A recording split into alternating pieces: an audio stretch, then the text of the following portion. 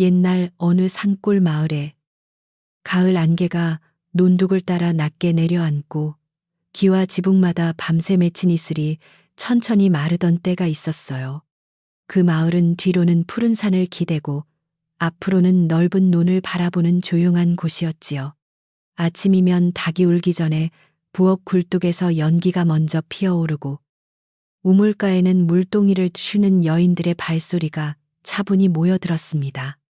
그 중에서도 한씨 집은 마을 끝 큰 느티나무 아래에 자리한 제법 넉넉한 집이었습니다. 한씨 집은 대문부터 남달랐습니다. 오래된 나무 문에는 손때가 반질반질했고 문지방 너머로 들어서면 넓은 마당이 환하게 열렸습니다. 마당 한쪽에는 잿단을 말리는 자리와 장독대가 가지런히 있었고 그 뒤로는 부엌이 붙어 있었습니다. 부엌 안에는 검게 그을린 아궁이와 무쇠솥이 있었고 겨울을 앞둔 집답게 장작이 벽 밑에 높이 쌓여 있었습니다. 또 안채 뒤편에는 마을 사람들이 부러워하는 커다란 곡식 창고가 있었는데 해마다 거둔 쌀과 콩과 보리가 그 안에 가득했습니다. 그 집에 시집온 며느리 연화는 가난한 집딸이었습니다. 그녀의 친정은 산 너머 작은 초가였고 아버지는 남의 밭을 갈아주며 살았으며 어머니는 남의 옷을 기워주며 겨우 끼니를 이었습니다. 그래도 연화는 어려서부터 손이 부지런하고 말이 부드러워 이웃 어른들이 칭찬하던 아이였습니다. 시집 오던 날에도 고운 비단옷 대신 빌려 입은 무명 치마를 입고 왔지만 그녀는 고개를 낮추고 조용히 절하며 집안 어른들을 섬기겠다고 말했습니다. 연화가 한씨 집에 들어오게 된 데에는 오래된 인연이 있었습니다. 한씨 집 큰아들 도윤이 어릴 때 물가에서 미끄러져 큰일을 당할 뻔했는데 그때 연화의 아버지가 몸을 던져 아이를 구해냈다고 했습니다. 도윤의 돌아가신 아버지는 그 은혜를 잊지 못해 언젠가 두 집이 인연을 맺자고 약속했고 세월이 지나 그 말이 혼인으로 이어진 것이었습니다. 하지만 집안의 안주인인 시어머니는 그 약속을 탐탁지 않게 여겼습니다. 가난한 집딸이 큰 집 안방을 드나드는 것이 못마땅했던 것입니다. 시어머니는 겉으로는 조용했지만 말끝마다 연화의 마음을 찔렀습니다. 가난한 집에서 왔으니 큰 집 살림이 눈에 차겠느냐 하고 말할 때도 있었고 네 친정에는 쌀 한 말도 귀하겠지 하며 부엌에서 웃는 척 타박하기도 했습니다. 연화는 그런 말을 들을 때마다 얼굴을 붉히지도 않고 고개를 숙인 채 어머니 말씀 명심하겠습니다 하고 대답했습니다. 마음이 아프지 않은 것은 아니었지만 그녀는 집안이 시끄러워지는 것을 무엇보다 두려워했습니다. 도윤은 아내를 나쁘게 여기지 않았습니다. 그는 연화가 새벽마다 일어나 물을 냈고 부엌불을 살피고 시어머니의 이부자리를 정돈하는 것을 보았습니다. 하지만 어머니 앞에서는 늘 말이 짧아졌고 아내가 꾸중을 들어도 제대로 나서지 못했습니다. 마음으로는 안쓰러워하면서도 입술만 달싹이다가 고개를 돌리곤 했습니다. 연화는 그런 남편을 원망하지 않으려 애썼습니다. 그녀는 사람마다 짊어진 무게가 다르다고 생각하며 자신이 조금 더 참고 집을 지키면 언젠가는 마음도 풀리리라 믿었습니다. 연화의 하루는 해보다 먼저 시작되었습니다. 닭이 첫 울음을 내기 전 그녀는 조용히 일어나 마루 끝에 놓인 나무신을 신고 우물로 갔습니다. 물동이에 찬물을 담아 돌아오면 손끝이 얼얼했지만 그녀는 물을 흘리지 않으려고 천천히 걸었습니다. 부엌에 들어서면 먼저 재를 고르게 펴고 불씨를 살린 뒤 쌀을 씻고 국을 끓였습니다. 시어머니가 일어나기 전 밥상이 차려져 있어야 했기에 연화는 늘 숨소리도 낮추어 움직였습니다. 아침밥이 끝나면 그녀는 마당으로 나가 함단을 뒤집었습니다. 햇살이 잘 드는 곳과 그늘진 곳을 살피고 바람이 세게 부는 날에는 가벼운 보리단이 흩어지지 않도록 돌을 얹었습니다. 오후에는 장독대를 닦고 저녁에는 부엌 그릇을 씻은 뒤 헌옷을 기웠습니다. 아무도 시키지 않아도 그녀는 창고 문지방 밑에 낀 흙을 파내고 쥐가 드나들 만한 작은 틈을 찾아 집과 진흙으로 메웠습니다. 그렇게 하는 것을 알아주는 이는 거의 없었습니다. 한씨 집의 곡식 창고는 겉보기에는 튼튼했지만 세월이 오래되어 곳곳에 손볼때가 많았습니다. 비가 오래 내리면 뒤편 흙벽 밑이 축축해졌고 가을이 깊어지면 산에서 내려온 들쥐들이 마당 가장자리를 기웃거렸습니다. 예전에는 머슴들이 대충 살피고 지나갔으나 연화는 그것이 마음에 걸렸습니다.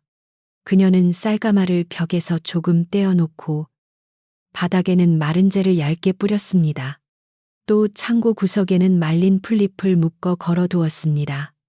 냄새를 싫어하는 짐승들이 가까이 오지 않게 하려는 것이었습니다. 시어머니는 그런 연화를 보며 비웃기도 했습니다. 네가 창고까지 아는 척하느냐? 쌀가마가 너를 알아보겠느냐? 하고 말하면 연화는 손을 멈추고 조용히 대답했습니다. 곡식은 사람 입에 들어가는 것이니 깨끗이 두는 것이 좋습니다. 그 말이 틀린 것은 아니었지만 시어머니는 더 못마땅한 표정을 지었습니다. 가난한 친정에서 온 며느리가 집안 살림을 아끼는 모습을 보면 고마움보다 괜히 자존심이 상했던 것입니다. 연화는 그 눈빛을 알고도 입을 다물었습니다. 연화에게는 아버지가 시집가기 전 해준 말이 늘 마음속에 있었습니다. 그날 친정집 마당에는 찬바람이 불고 있었고 낡은 대문역 감나무에는 마지막 잎 몇 장만 매달려 있었습니다. 아버지는 딸의 손에 헌 보자기를 쥐어주며 말했습니다. 가난은 부끄러운 것이 아니다. 다만 마음이 가난해지면 그때부터 사람이 굶는다. 연화는 그 말을 잊지 않았습니다. 그래서 아무리 모진 말을 들어도 남의 밥상을 욕하지 않고 남의 창고를 탐하지 않으려 했습니다. 어느 날은 시누이가 마당에서 친구들과 앉아 연화를 두고 수군거렸습니다. 우리 새언니는 가져온 것도 없이 손만 부지런하다니까. 그러다 언젠가 창고 열쇠라도 손에 쥐려 하겠지. 그 말에 다른 여인들이 낮게 웃었습니다. 연화는 부엌문 뒤에서 그 소리를 들었지만 들은 척 하지 않았습니다. 그녀는 다만 쌀 씻던 손을 잠시 멈추었다가 물 위에 떠오른 결을 조용히 건져냈습니다. 속상한 마음은 물결처럼 흔들렸지만 곧 가라앉혀야 했습니다. 마을 사람들도 처음에는 연화를 딱하게 보았습니다. 우물가에서 만난 늙은 여인들은 그녀가 물동이를 지고 가는 뒷모습을 보며 혀를 찼습니다. 저 며느리는 몸이 둘이라도 모자라겠구먼. 그러나 어떤 사람들은 또 다르게 말했습니다. 그래도 큰 집에 들어갔으니 굶지는 않겠지. 가난한 친정 덕에 팔자가 폈다 해야지. 사람들의 말은 바람처럼 가벼워서 어느 날은 연민이 되고 어느 날은 비웃음이 되었습니다. 연화는 그런 소리를 들을 때마다 걸음을 조금 더 천천히 했습니다. 한씨 집안에서 연화를 가장 오래 지켜본 사람은 무덕 할멈이었습니다. 할멈은 젊을 적부터 이 집에서 김장을 돕고 장작을 나르며 살림을 거들던 늙은 여인이었습니다. 허리는 굽었지만 눈은 맑았고 말수는 적었으나 한마디를 하면 이상하게 마음에 오래 남았습니다. 할멈은 연화가 남몰래 창고 틈을 막는 것도 보았고 밤늦게 부엌 재를 골라 마른 자루에 담아두는 것도 보았습니다. 어느 저녁 할멈은 연화 곁을 지나며 말했습니다. 집은 큰 기둥보다 작은 손길로 오래 선다. 그 말은 연화의 마음에 따뜻한 숯불처럼 남았습니다. 그날 밤 그녀는 부엌 한쪽에 앉아 낡은 저고리 소매를 기웠습니다. 밖에서는 바람이 대나무 울타리를 스치고 안채에서는 시어머니의 기침 소리가 간간히 들렸습니다. 연화는 바늘 끝에 실을 꿰며 오늘 들었던 말들을 하나씩 떠올렸습니다. 모진 말은 차가운 물처럼 가슴을 적셨지만 무덕 할멈의 한마디는 그 젖은 마음을 조금 말려주었습니다. 그녀는 조용히 숨을 내쉬며 내일 할 일을 생각했습니다. 가을 거지가 끝난 뒤 한씨 집 창고는 더욱 바빠졌습니다. 새로 들인 벼를 말려 쌀로 셌고 보리와 콩을 따로 나누어 넣어야 했습니다. 일꾼들은 가마니를 어깨에 메고 들락거렸고 마당에는 먼지가 피어올랐습니다.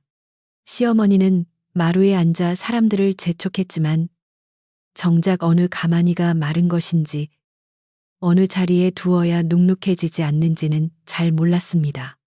연하는 말없이 가만히 끈을 살피고 젖은 맷짚이 섞인 것은 따로 빼내 햇볕에 다시 널었습니다. 그 모습을 본 도유는 어느 날 밤 조용히 물었습니다. 당신은 왜 그토록 창고를 살피시오? 어머니는 알아주지도 않으시는데 연화는 잠시 바느질하던 손을 멈추고 남편을 바라보았습니다. 등잔불이 흔들려 그의 얼굴에 어두운 그림자가 지나갔습니다. 그녀는 낮은 목소리로 대답했습니다. 알아주지 않아도 곡식이 상하면 온 집이 굶습니다. 제가 이 집 며느리로 들어왔으니 제 손이 닿는 만큼은 지켜야지요. 도유는 더 말을 잇지 못하고 고개만 숙였습니다. 그렇다고 연화가 늘 강한 것은 아니었습니다. 늦은 밤 모두 잠든 뒤 그녀는 가끔 장독대 옆에 서서 산등성이 위의 달을 바라보았습니다. 친정집은 저 산 너머 어디쯤 있을 텐데 어머니는 밥을 드셨을까? 아버지는 기침이 더 심해지지 않았을까 생각하면 모간이 먹먹해졌습니다. 하지만 친정으로 쌀 한 줌 보내는 일조차 조심스러웠습니다. 괜한 오해가 생기면 집안이 더 시끄러워질까 두려웠기 때문입니다. 그래서 그녀는 그리움마저 마음속에 접어두었습니다. 시어머니는 연화의 조심스러움을 오히려 수상하게 보았습니다. 왜 늘 말이 없느냐? 속으로 무슨 생각을 그리 많이 하느냐? 하고 묻기도 했습니다. 연화가 그저 집안일을 생각했습니다. 하고 대답하면 시어머니는 가난한 집에서 온 사람들은 속을 알 수 없다. 며 혀를 찼습니다. 그런 말을 들을 때마다 부엌 공기마저 차갑게 식는 듯 했습니다. 그래도 연화는 국이 넘치지 않게 불을 줄이고 밥이 타지 않게 솥뚜껑을 살폈습니다. 그녀가 할 수 있는 대답은 성실한 뿐이었습니다. 마을에는 해마다 늦가을이면 산바람이 먼저 내려왔습니다. 그 바람은 논에 빈 그루터기를 지나 집집마다 방문 틈을 두드리고 우물물 위에 작은 물결을 만들었습니다. 그런 날이면 곡식 창고는 더욱 조심해야 했습니다. 바람이 습기를 밀고 들어오기도 하고 추위를 피해 작은 짐승들이 따뜻한 곳을 찾아오기 때문입니다. 연하는 창고문을 닫기 전 꼭 바닥을 손으로 짚어보았습니다. 차갑고 눅눅한 곳이 있으면 마른 짚을 갈고 재를 조금 더 뿌렸습니다. 어느 저녁 시어머니는 손님 앞에서 연화를 불러 세웠습니다. 이웃 아주머니 몇이 차를 마시러 온 자리였습니다. 시어머니는 웃는 얼굴로 말했지만 그 말에는 날이 숨어 있었습니다. 우리 며느리는 가져온 혼수는 없어도 일은 하니 그나마 다행이지요. 없는 집딸이라 몸 쓰는 데는 익숙한가 봅니다. 손님들은 어색하게 웃었고 연화는 고개를 숙였습니다. 그녀는 부끄러움보다 손님들이 불편해할까 걱정되어 조용히 찻잔을 채웠습니다. 찬물 김이 그녀의 눈가를 잠시 가려주었습니다. 그날 밤 무덕 할멈은 부엌 뒤쪽에서 연화를 불러 세웠습니다. 할멈은 말린 무청을 엮던 손을 멈추고 그녀를 가만히 보았습니다. 아이야, 남이 너를 낮게 불러도 네 손이 하는 일을 낮추지는 마라. 연화는 그 말을 듣고 한참 동안 대답하지 못했습니다. 목이 메어 소리가 나오지 않았기 때문입니다.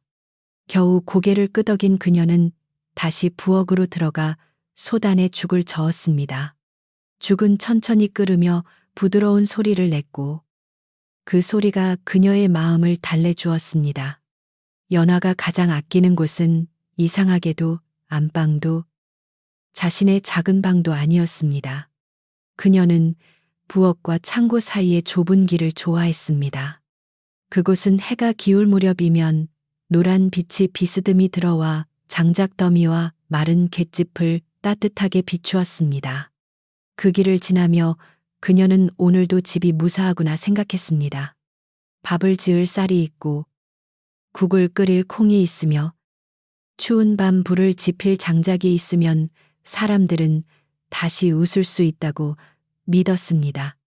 그녀에게 집을 지킨다는 것은 그런 작은 안심을 지키는 일이었습니다. 하지만 한시 집 사람들은 그 마음을 아직 알지 못했습니다. 시어머니는 창고에 곡식이 많은 것이 당연하다고 여겼고, 시누이는 마당이 깨끗한 것이 저절로 되는 줄 알았습니다. 도유는 아내의 수고를 보면서도 말로 세워주지 못했습니다. 일꾼들은 연화가 시키지 않아도 먼저 움직이는 것을 편하게 여겼지만 고맙다는 말은 드물었습니다. 연화는 그런 집안에서 그림자처럼 일했습니다. 그림자는 늘 곁에 있지만 사람들은 햇살이 사라진 뒤에야 그 자리가 비었다는 것을 알게 되는 법이었습니다. 어느 날 늦은 오후, 연화는 창고 안에서 오래된 가마니끈을 바꾸고 있었습니다. 바깥에서는 시어머니가 마당을 지나며 누군가에게 말하는 소리가 들렸습니다. 우리 집에 저런 며느리가 들어온 뒤로 마음이 편치 않다. 가난은 문지방에 묻어 들어와도 털어내기 어렵다지 않더냐. 그 말은 창고벽을 지나 연화의 귀에 똑똑히 닿았습니다. 그녀는 끈을 잡은 손에 힘을 주었다가 천천히 풀었습니다. 그리고 찢어진 가마니 입구를 다시 단단히 묶었습니다. 눈물이 나면 곡식에 떨어질까 두려웠습니다. 해가 지고 마당에 어둠이 깔리자 연화는 마지막으로 창고 문을 닫았습니다. 나무 문이 삐걱 소리를 내며 맞물렸고 그녀는 쇠고리를 걸어 잠근 뒤 손바닥으로 문짝을 한 번 쓸었습니다. 마치 사람의 어깨를 다독이듯 조심스러운 손길이었습니다. 부엌에서는 밥 냄새가 퍼지고 멀리 우물가에서는 늦게 물을 떼는 소리가 들렸습니다. 연화는 잠시 대문 쪽을 바라보았습니다. 이 집이 자신을 반기지 않아도 자신은 아직 이 집을 버리지 않았다고 마음속으로 말했습니다. 그 밤, 연화는 작은 방에 앉아 낡은 보자기를 펼쳤습니다. 그 안에는 친정어머니가 주신 바늘쌈과 아버지의 손때가 묻은 나무빗, 그리고 시집 오던 날 가져온 작은 천조각이 들어 있었습니다. 그녀는 나무빗을 손에 쥐고 오래 바라보다가 다시 보자기에 싸넣었습니다. 밖에서는 바람이 처마 끝을 울렸고 멀리 산새가 잠결에 한 번 울었습니다. 연화는 이부자리 위에 앉아 두 손을 모았습니다. 내일도 집이 조용하기를, 창고가 마르기를, 사람들 마음이 조금은 부드러워지기를 바랐습니다. 새벽이 오면 그녀는 다시 일어날 것이었습니다. 우물에 가물을 길어오고 부엌불을 살리고 마당에 부짚을 뒤집고 창고 구석을 살필 것이었습니다. 누구에게 칭찬하지 않아도 그녀의 손길은 집안 곳곳에 남을 것이었습니다.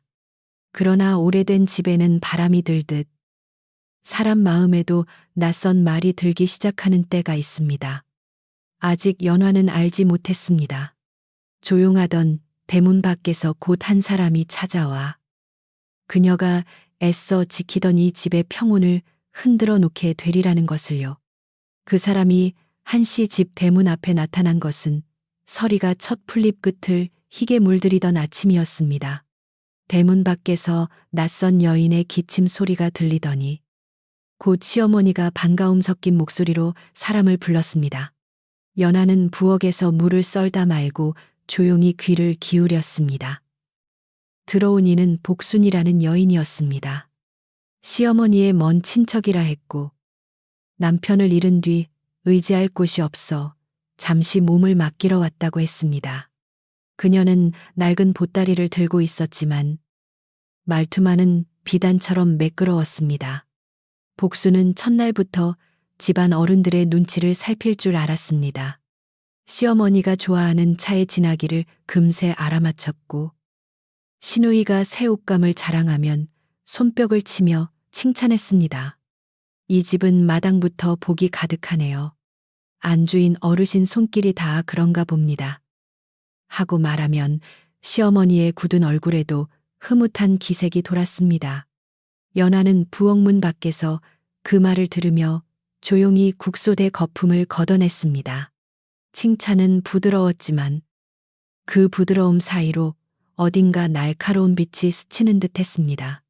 복수는 며칠 지나지 않아 연하의 자리를 유심히 살피기 시작했습니다. 누가 부엌 열쇠를 두는지, 창고 열쇠는 어느 고리에 걸리는지, 시어머니가 어느 시간에 낮잠을 자는지 눈여겨보았습니다. 겉으로는 새댁이 참 부지런하네요. 하고 웃었지만 그 눈길은 칭찬보다 계산에 가까웠습니다. 연하가 창고 앞에서 가마니를 옮기면 그녀는 괜히 다가와 말했습니다. 이 많은 곡식을 혼자 살피려면 힘들겠어요. 가난한 친정 생각도 나겠고요. 연하는 그 말뜻을 알면서도 담담히 고개를 숙였습니다.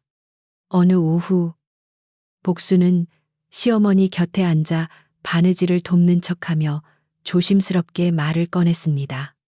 어르신, 제가 남의 집일이라 입 열기는 어렵지만 창고 열쇠를 며느리 혼자 쥐는 것은 조금 걱정스럽습니다.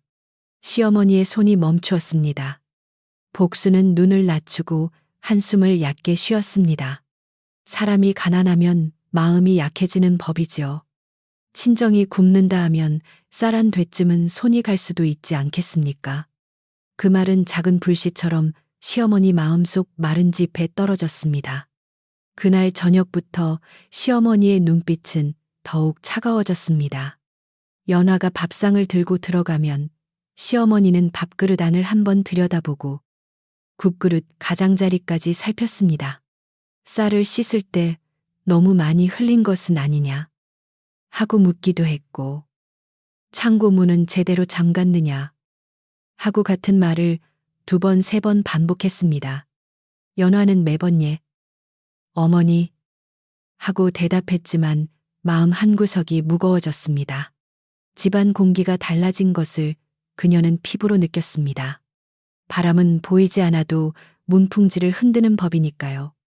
복수는 그 변화를 즐기는 듯 했습니다. 우물가에 나가면 일부러 물동이를 늦게 채우고 다른 여인들이 모일 때까지 기다렸습니다. 그러고는 걱정하는 얼굴로 말했습니다. 큰 집 며느리가 창고를 혼자 본다지요. 참 힘든 일이지요. 친정이 넉넉하면 걱정이 덜하겠지만 사람 마음이란 모르는 것이니 말입니다. 처음에는 여인들이 대수롭지 않게 들었지만 같은 말이 2번, 3번 돌자 어느새 이야기는 살을 붙였습니다. 누군가는 연화가 밤마다 창고 근처를 돈다고 말했고 또 누군가는 그녀가 보자기를 숨긴다고 했습니다. 마을의 말은 냇물보다 빨랐습니다. 우물가에서 시작된 소리는 장터에 콩 파는 자리로 흘러갔고 장터에서 다시 논둑을 걷는 사람들 입으로 옮겨갔습니다. 한시집 며느리가 가난해서 창고 곡식에 손댄다더라. 아직 들킨 것은 아니지만 그런 낌새가 있다더라. 말은 누가 처음 했는지도 모르게 커졌고 연화가 지나가면 사람들의 눈길이 오래 머물렀습니다. 연화는 물동이를 이고 걷다가도 그 눈길을 느꼈지만 고개를 들지 않았습니다. 억울함은 발걸음을 무겁게 했습니다. 무덕 할멈은 그런 소문을 듣고 연화를 찾아왔습니다. 그날 연화는 부엌 뒤에서 무청을 다듬고 있었고 손끝에는 푸른 물이 배어 있었습니다. 할멈은 한동안 말없이 그녀 곁에 앉아 있다가 낮게 말했습니다. 아이야, 창고는 열쇠로만 지키는 것이 아니라 곧은 마음으로도 지키는 것이니 헛된 말 앞에서 먼저 무너지지 마라. 연화는 그 말에 눈시울이 뜨거워졌지만 울지 않았습니다. 대신 무청을 가지런히 묶으며 고개를 끄덕였습니다. 그녀에게 필요한 것은 변명이 아니라 버틸 마음이었습니다. 그날 밤 복수는 창고 근처를 서성였습니다. 달이 얇은 구름에 가려 마당은 어둑했고 부엌 아궁이에는 불씨만 희미하게 남아 있었습니다. 연화는 안채의 이부자리를 정리하느라 바빴고 도유는 사랑채에서 장부를 보고 있었습니다. 복수는 살금살금 걸어 창고 문 앞에 섰습니다.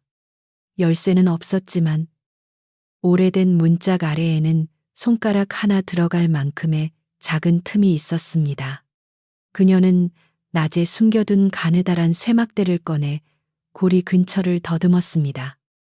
얼마 뒤 문이 낮게 삐걱였습니다. 복수는 창고 안으로 들어가 많은 것을 훔치지는 않았습니다. 처음부터 큰일을 벌이면 의심이 커질 것을 알았기 때문입니다. 그녀는 작은 자루에 쌀 몇 줌과 콩 한 되를 담고 일부러 바닥에 쌀알을 조금 흘렸습니다. 그리고 창고 구석에 있던 낡은 천 조각을 가져와 연화의 방 근처 장독대 뒤에 숨겨두었습니다. 어둠 속에서 그녀의 숨소리는 빠르고 얕았습니다. 일을 마친 뒤 문을 다시 걸어두고 마당을 지나며 그녀는 아무 일도 없었다는 듯 자신의 방으로 들어갔습니다. 다음 날 아침, 복수는 가장 먼저 창고 앞에서 소리를 질렀습니다. 어머나, 이게 무엇입니까? 쌀이 바닥에 흩어져 있습니다. 그 소리에 시어머니와 시누이가 뛰어나왔고 일꾼들도 마당으로 모였습니다.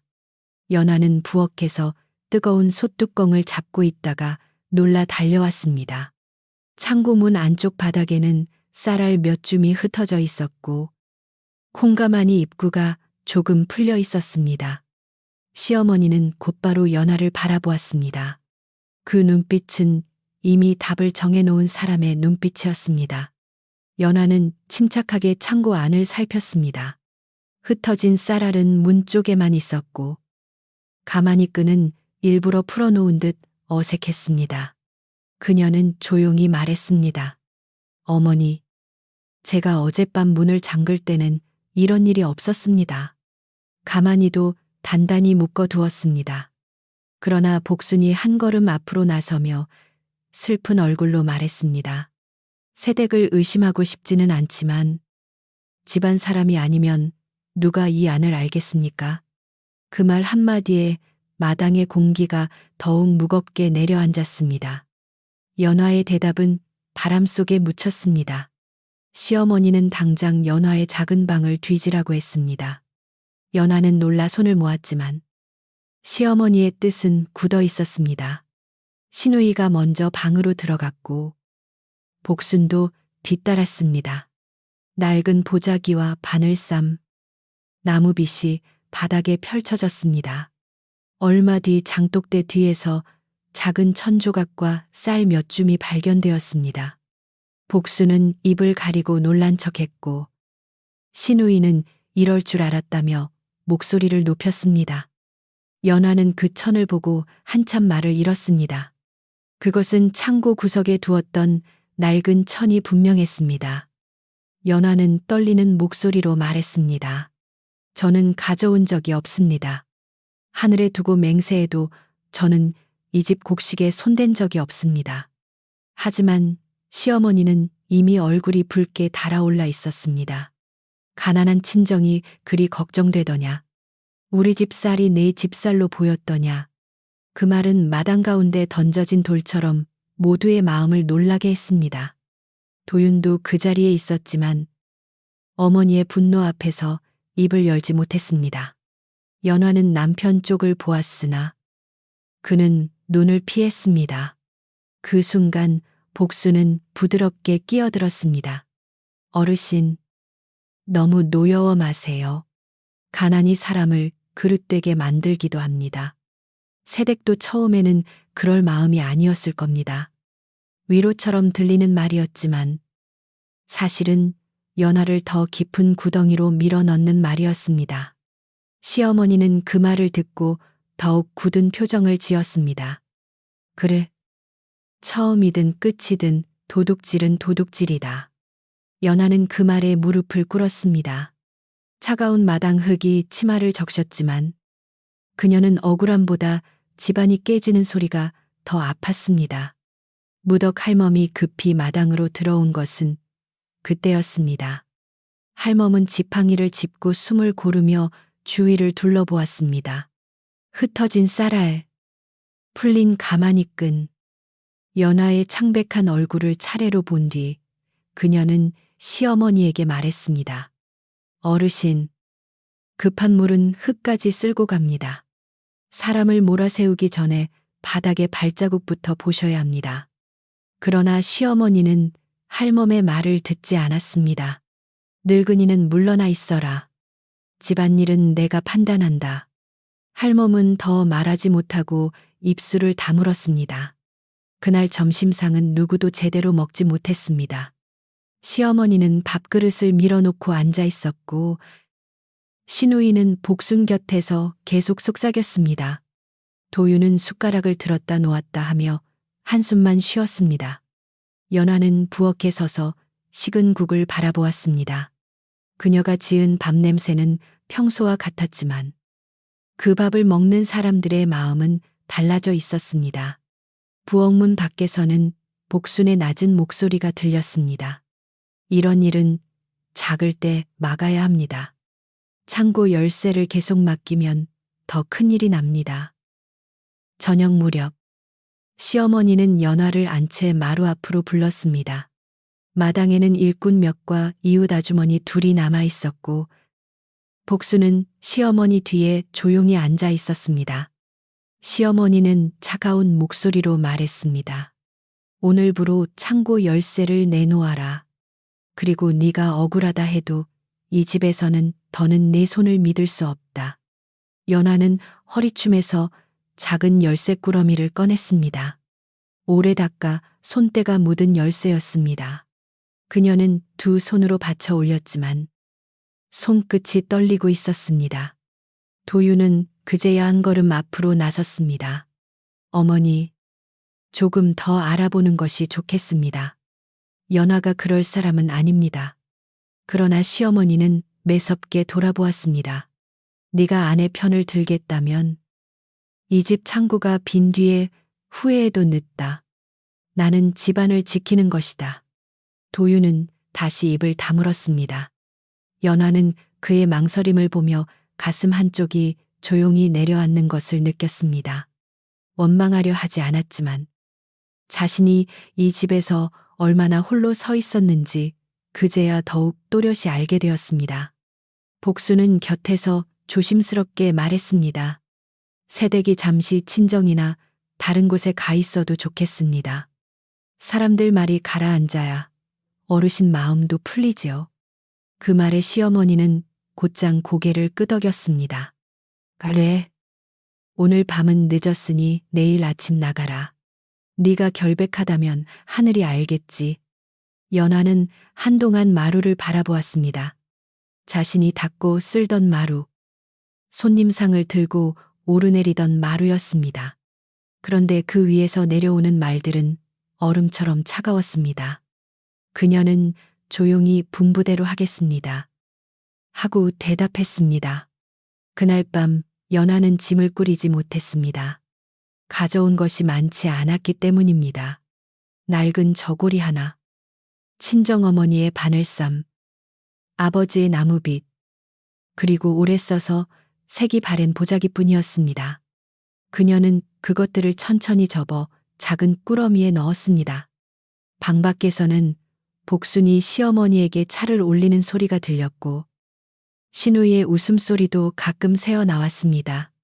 연화는 등잔불을 낮추고 바닥에 앉았습니다. 눈물이 흐르려 했지만 그녀는 손등으로 가만히 눌러 닦았습니다. 울음은 억울함을 씻어주지 못할 것 같았습니다. 새벽이 오기 전 무덕 할멈이 연화의 방문을 조심스레 두드렸습니다. 연화가 문을 열자 할멈은 작은 보자기 하나를 내밀었습니다. 그 안에는 말린 떡 몇 조각과 소금 조금이 들어 있었습니다. 할멈은 연화의 손을 잡고 말했습니다. 길이 억울해도 발은 곧게 디뎌라. 곧은 발자국은 언젠가 돌아오는 길이 된다. 연화는 그제야 눈물을 참지 못하고 고개를 숙였습니다. 할멈은 더 묻지 않았고 더 위로하지도 않았습니다. 그 한마디가 모든 위로를 대신했습니다. 아침이 밝자 마당은 유난히 조용했습니다. 하늘은 맑았지만 바람은 차가웠고 장독대 위에는 얇은 서리가 남아 있었습니다. 연화는 작은 꾸러미를 들고 부엌으로 먼저 갔습니다.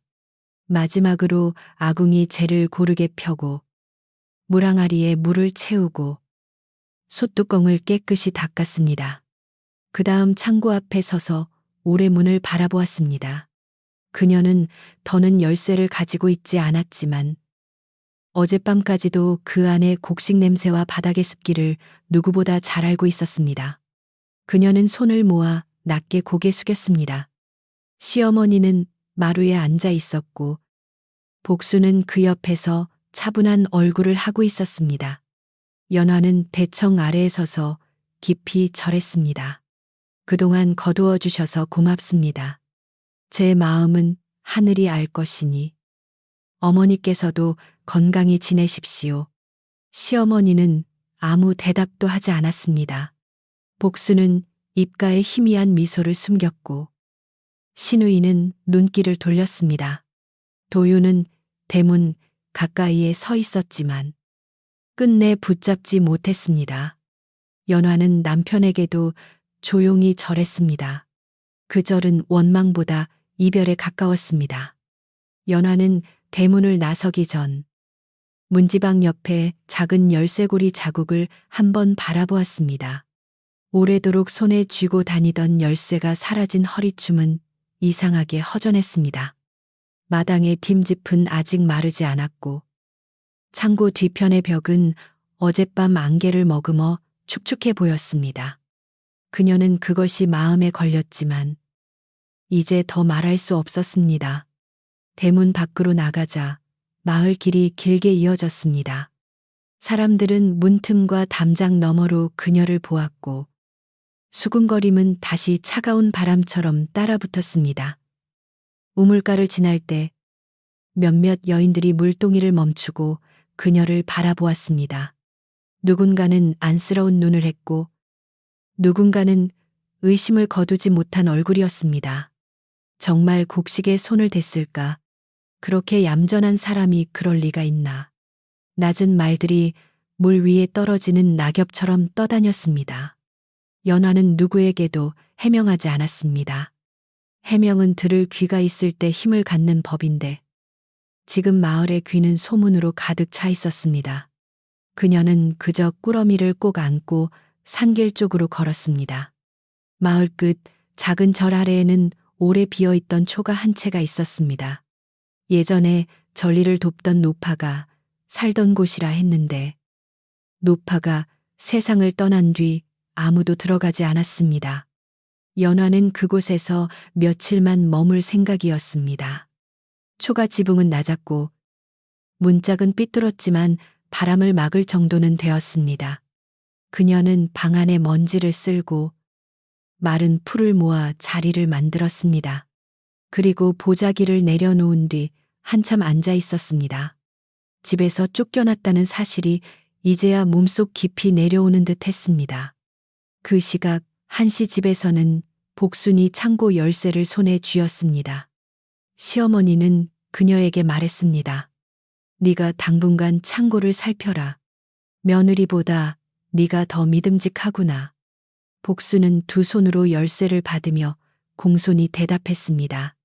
어르신 마음 편하시게 제가 잘 살피겠습니다. 그러나 그녀의 눈은 창고 문을 향해 번쩍였습니다. 그 안에는 겨울을 날 곡식이 있었고 팔면 돈이 되는 쌀가마가 있었습니다. 복수는 속으로 생각했습니다. 연화만 없으면 이제 이 집에서 자기 말이 더 힘을 얻을 것이라고요. 하지만 복수는 알지 못했습니다. 창고는 단지 문을 잠근다고 지켜지는 곳이 아니었습니다. 어느 가마니를 벽에서 떼어 놓아야 하는지, 비 온 뒤 어느 구석에 재를 더 뿌려야 하는지, 들쥐가 어떤 길로 들어오는지, 쌀가마끈이 느슨해졌을 때 어떤 소리가 나는지 알아야 했습니다. 연화가 날마다 말없이 살피던 작은 일들은 눈에 띄지 않았지만 그것들이 사라지면 빈틈은 금세 드러나는 법이었습니다. 그날 저녁, 창고 뒤편 축축한 흙벽 아래에서 아주 작은 발자국들이 하나둘 찍히기 시작했습니다. 밤이 깊어지자 한씨 집마당에는 이상한 고요가 내려앉았습니다. 부엌불은 일찍 꺼졌고 복수는 창고 열쇠를 품에 넣은 채 오래 잠들지 못했습니다. 그녀는 아직 아무도 모르게 쌀 몇 마를 빼내 팔 수 있을지 궁리했습니다. 시어머니는 안채에서 뒤척였고 도유는 사랑채에 앉아 빈 마당을 바라보았습니다. 대문 밖으로 나간 연화의 뒷모습이 자꾸 떠올랐지만 그는 끝내 달려가지 못한 자신을 탓하며 밤을 보냈습니다. 그리고 창고 안에서는 낮고 작은 소리가 조금씩 번지기 시작했습니다. 그 소리는 처음에는 바람이 문틈을 긁는 것처럼 들렸습니다. 그러나 곧 마른 찝찝이 흔들리는 소리, 가만히 겉을 스치는 소리, 작은 이빨이 무엇인가를 갉는 소리로 이어졌습니다. 창고 뒤편의 틈은 연화가 떠나기 전 살피려 했던 바로 그 자리였습니다. 그날따라 복수는 문을 제대로 확인하지 않았고 바닥의 재도 쓸어버린 채 다시 뿌리지 않았습니다. 어둠 속에서 작고 빠른 그림자들이 하나둘 스며들었습니다. 한씨 집의 평온은 아직 겉으로는 그대로였지만 속으로는 이미 흔들리기 시작하고 있었습니다. 그날 밤 한씨 집 창고 안에서 번지던 작은 소리는 새벽이 가까워질수록 더욱 또렷해졌습니다. 들쥐들은 오래 막혀있던 길이 열린 것을 알기라도 한 듯 흙벽 밑 틈과 낡은 문지방 사이로 줄지어 들어왔습니다. 연화가 늘 뿌려두던 마른 재는 복순이 지저분하다며 쓸어버렸고 구석에 매달아둔 말린 풀잎도 냄새가 싫다며 치워버린 뒤였습니다. 창고 바닥은 밤이슬을 머금어 축축했고 가마니들은 벽에 바짝 붙어 있었습니다. 어둠은 그 모든 빈틈을 조용히 덮고 있었습니다. 새벽 첫 닭이 울기 전 복수는 몰래 자리에서 일어났습니다.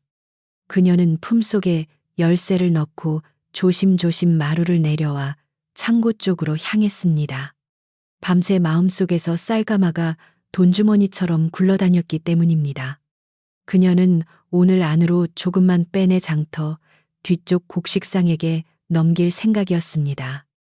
문을 열자 안에서 눅눅한 냄새가 밀려왔지만 복수는 대수롭지 않게 여겼습니다. 그녀는 손으로 코를 가리고 중얼거렸습니다. 곡식 냄새가 다 그렇지. 그리고 어두운 창고 안으로 한 걸음 들어섰습니다. 복수는 손에 든 작은 등잔을 들어 올렸습니다. 희미한 빛이 가만히 위를 흔들리며 지나갔고 그 순간 그녀는 바닥에 흩어진 쌀알들을 보았습니다. 처음에는 자신이 전날 일부러 뿌린 것이 남았나 싶었습니다. 그러나 발밑에서 무언가 빠르게 스치고 지나가자 그녀는 짧게 숨을 들이켰습니다.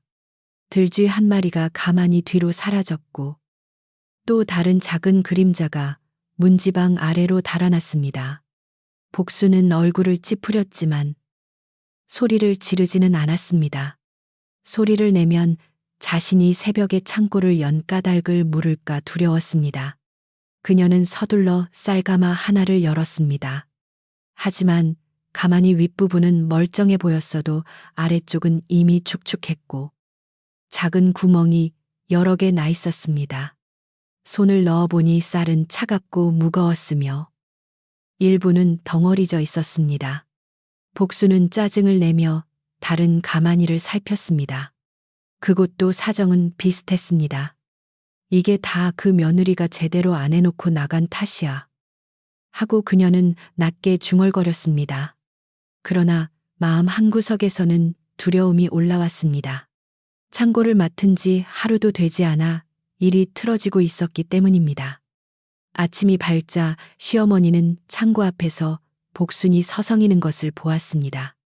이른 아침부터 무엇을 하느냐 하고 묻자 복순은 얼른 등잔을 뒤로 감추며 웃었습니다. 어르신께서 맡기신 일이니 걱정되어 살피고 있었습니다. 다만 창고 안이 조금 눅눅한 듯합니다. 시어머니는 미간을 찌푸렸지만 아직 큰일로 여기지 않았습니다. 연화가 제대로 해두지 않고 나갔나 보구나. 복수는 그 말에 재빨리 고개를 끄덕였습니다. 잘못의 그림자를 떠난 사람에게 덮어 씌우는 것이 가장 쉬운 길이라 생각했습니다. 그날 오전, 일꾼 하나가 창고에서 쌀을 꺼내려다가 이상한 냄새를 맡았습니다. 그는 가마니를 들어 올리려다 아래쪽에서 쌀알이 줄줄 새는 것을 보고 놀라 외쳤습니다. 어르신, 이 가마니가 이상합니다. 시어머니가 급히 달려왔고 복순도 뒤따라왔습니다. 가마니를 옮기자 바닥에는 축축한 자국이 넓게 번져 있었고 쥐똥이 검은 깨처럼 흩어져 있었습니다. 시어머니의 얼굴이 창백해졌습니다. 한두 가마니의 문제가 아니었습니다. 벽 쪽에 붙은 여러 가마니가 이미 물기를 머금고 있었습니다. 사랑채에 있던 도윤도 소란을 듣고 달려왔습니다. 그는 창고 안을 둘러본 뒤 말문을 잃었습니다. 연화가 있을 때는 언제나 마른 냄새와 곡식 냄새가 섞여 있었는데 지금은 눅눅한 흙 냄새와 상한 쌀 냄새가 코를 찔렀습니다. 그는 바닥을 자세히 살피다가 문지방 아래 작은 틈을 보았습니다. 그 틈에는 새로 긁힌 흙가루가 묻어 있었고 쥐 발자국이 어지럽게 찍혀 있었습니다. 도윤은 천천히 고개를 들었습니다. 이곳은 연화가 늘 막아두던 자리입니다. 그의 목소리에는 후회가 섞여 있었습니다. 하지만 복수는 곧장 울상으로 말을 받았습니다. 서방님, 그 말은 새댁이 떠나기 전 제대로 막지 않았다는 뜻이겠지요. 아니면 일부러 허술하게 두고 갔을지도 모릅니다. 시어머니는 그 말에 다시 흔들렸습니다. 어제까지만 해도 연화를 내보낸 것이 옳다고 믿고 싶었기에 지금 벌어진 일도 연화의 탓이어야 마음이 편했습니다. 그러나 창고 안의 모습은 그런 생각을 쉽게 받아들이기 어려울 만큼 심했습니다. 쌀은 새고 콩은 흩어지고 보리자루 아래는 눅눅했습니다. 집안의 겨울이 눈앞에서 흔들리고 있었습니다. 점심 무렵이 되자 소문은 다시 마을로 흘러갔습니다. 이번에는 연화가 쌀 몇 줌을 훔쳤다는 말보다 훨씬 컸습니다. 한씨 집 창고가 하룻밤새 망가졌다더라. 가마니가 다 비고 쥐가 들끓는다더라. 쫓겨난 며느리가 원한을 품어 그리 된 것 아니냐. 사람들은 우물가와 장터에서 목소리를 낮추었지만 낮춘 목소리는 더 멀리 퍼졌습니다. 한씨 집 대문 앞에는 구경하려는 사람들이 서성였고 담장 너머로 창고 쪽을 보려는 아이들까지 모여들었습니다. 사사로운 집안일은 이제 마을의 일이 되었습니다. 시어머니는 부끄러움과 두려움이 뒤섞여 마루에 앉아 있었습니다. 그녀는 평생 곡식이 가득한 창고를 집안의 자랑으로 여겼습니다. 그 창고가 하루아침에 상했다는 말이 밖으로 퍼지는 것은 견딜 수 없는 일이었습니다. 복수는 곁에서 연신 눈물을 훔치는 척했습니다. 어르신, 제가 밤새 지켰어야 했는데 죄송합니다. 하지만 이런 일은 보통 일이 아닙니다. 새댁이 떠나며 무슨 마음을 먹었는지 누가 알겠습니까? 그 말은 다시 연화를 향한 의심을 불러오려 했지만 이번에는 모두가 곧이곧대로 듣지는 않았습니다. 무덕 할멈은 점심 뒤 지팡이를 짚고 한씨 집에 왔습니다. 그녀는 대문 안으로 들어서자마자 창고 냄새를 맡고 눈썹을 찌푸렸습니다. 마당에 모인 사람들은 할멈을 위해 길을 비켜주었습니다. 할멈은 아무 말 없이 창고 문턱에 쪼그려 앉아 바닥을 살폈습니다. 손가락으로 제가 있어야 할 자리를 문지르고 벽 아래 흙을 만지고 가만히의 구멍을 들여다 보았습니다. 한참 뒤 그녀는 고개를 들고 말했습니다. 곡식은 혼자 사라지지 않는다. 작은 틈을 가볍게 본 손이 큰 배고픔을 부른다. 그 말에 마당이 잠시 조용해졌습니다. 시어머니는 불편한 얼굴로 물었습니다. 그럼 이게 누구의 잘못이라는 말이냐? 무덕 할멈은 복순을 바로 보지 않고 창고 안쪽을 가리켰습니다. 연화가 있을 때는 가만히가 벽에 붙지 않았고 바닥엔 제가 깔렸고 틈은 날마다 막혔습니다. 지금은 그 세 가지가 모두 없습니다. 복수는 얼굴빛이 달라졌지만 얼른 입을 열었습니다. 제가 온 지 얼마 되지도 않았는데 어찌 다 알겠습니까? 새댁이 알려주지도 않고 나간 탓이지요. 그녀의 말은 급했고 급한 말은 자주 제 발을 드러내는 법이었습니다. 도유는 그때 창고 뒤편을 살피러 갔다가 이상한 자국을 발견했습니다. 뒷문 가까운 흙길에 작은 수레바퀴 자국이 남아 있었고 그 옆에는 쌀알이 몇 개 떨어져 있었습니다. 한씨 집에서는 그날 아무 수레도 들인 적이 없었습니다. 도유는 손으로 흙을 만져보았습니다. 자국은 마른 것이 아니라 지난밤이나 새벽에 난 것처럼 부드러웠습니다. 그는 가슴이 서늘해졌습니다. 연화가 떠난 뒤 창고 열쇠를 가진 사람은 복순뿐이었습니다. 하지만 아직 아무 말도 하지 않고 그 자국을 마음속에 담아두었습니다. 그 사이 절 아래 초가에서 지내던 연화는 마을 소문을 늦게 들었습니다. 우물에서 물을 뗐던 어린아이가 그녀를 보고 머뭇거리다가 말했습니다. 아주머니, 한씨 집 창고가 다 망가졌대요. 사람들이 아주머니가 떠나서 그렇다고도 하고 아주머니가 저주해서 그렇다고도 해요. 연하는 물동이를 잡은 손에 힘을 주었습니다. 마음이 아팠지만 놀라지는 않았습니다. 창고 뒤편 벽이 걱정되었고 가마니를 벽에서 떼지 않으면 습기가 올라올 것을 알고 있었기 때문입니다. 그녀는 조용히 아이에게 물 한 바가지를 떠주었습니다. 그날 저녁 도유는 결국 절 아래 초가를 찾아왔습니다. 해는 이미 산마루 뒤로 넘어가고 초가 지붕 위에는 희미한 저녁빛이 남아 있었습니다. 연하는 문 앞에서 낡은 옷을 기우고 있었습니다. 도유는 그녀 앞에 서서 한참 말을 꺼내지 못했습니다. 연하가 먼저 고개를 숙이며 말했습니다. 서방님, 이곳까지 어쩐 일입니까? 도유는 깊이 숨을 쉬었습니다. 창고가 크게 상했소. 쌀이 새고 쥐가 들고 수레자국까지 남았소. 당신이 아니면 그 안을 제대로 아는 사람이 없소. 연화는 남편의 말을 듣고 한동안 바늘을 내려다 보았습니다. 바늘 끝에는 흰 실이 걸려 있었고 그 실은 낡은 옷감 사이를 조용히 지나가고 있었습니다. 그녀는 천천히 대답했습니다. 제가 돌아가면 어머니께서는 또 제가 변명하러 왔다 하실 것입니다. 마을 사람들도 제가 창고를 망쳤다고 볼지 모릅니다. 도유는 고개를 숙였습니다. 내가 어리석었소. 그날 당신을 지키지 못했소. 하지만 이번에는 사실을 밝혀야 하오.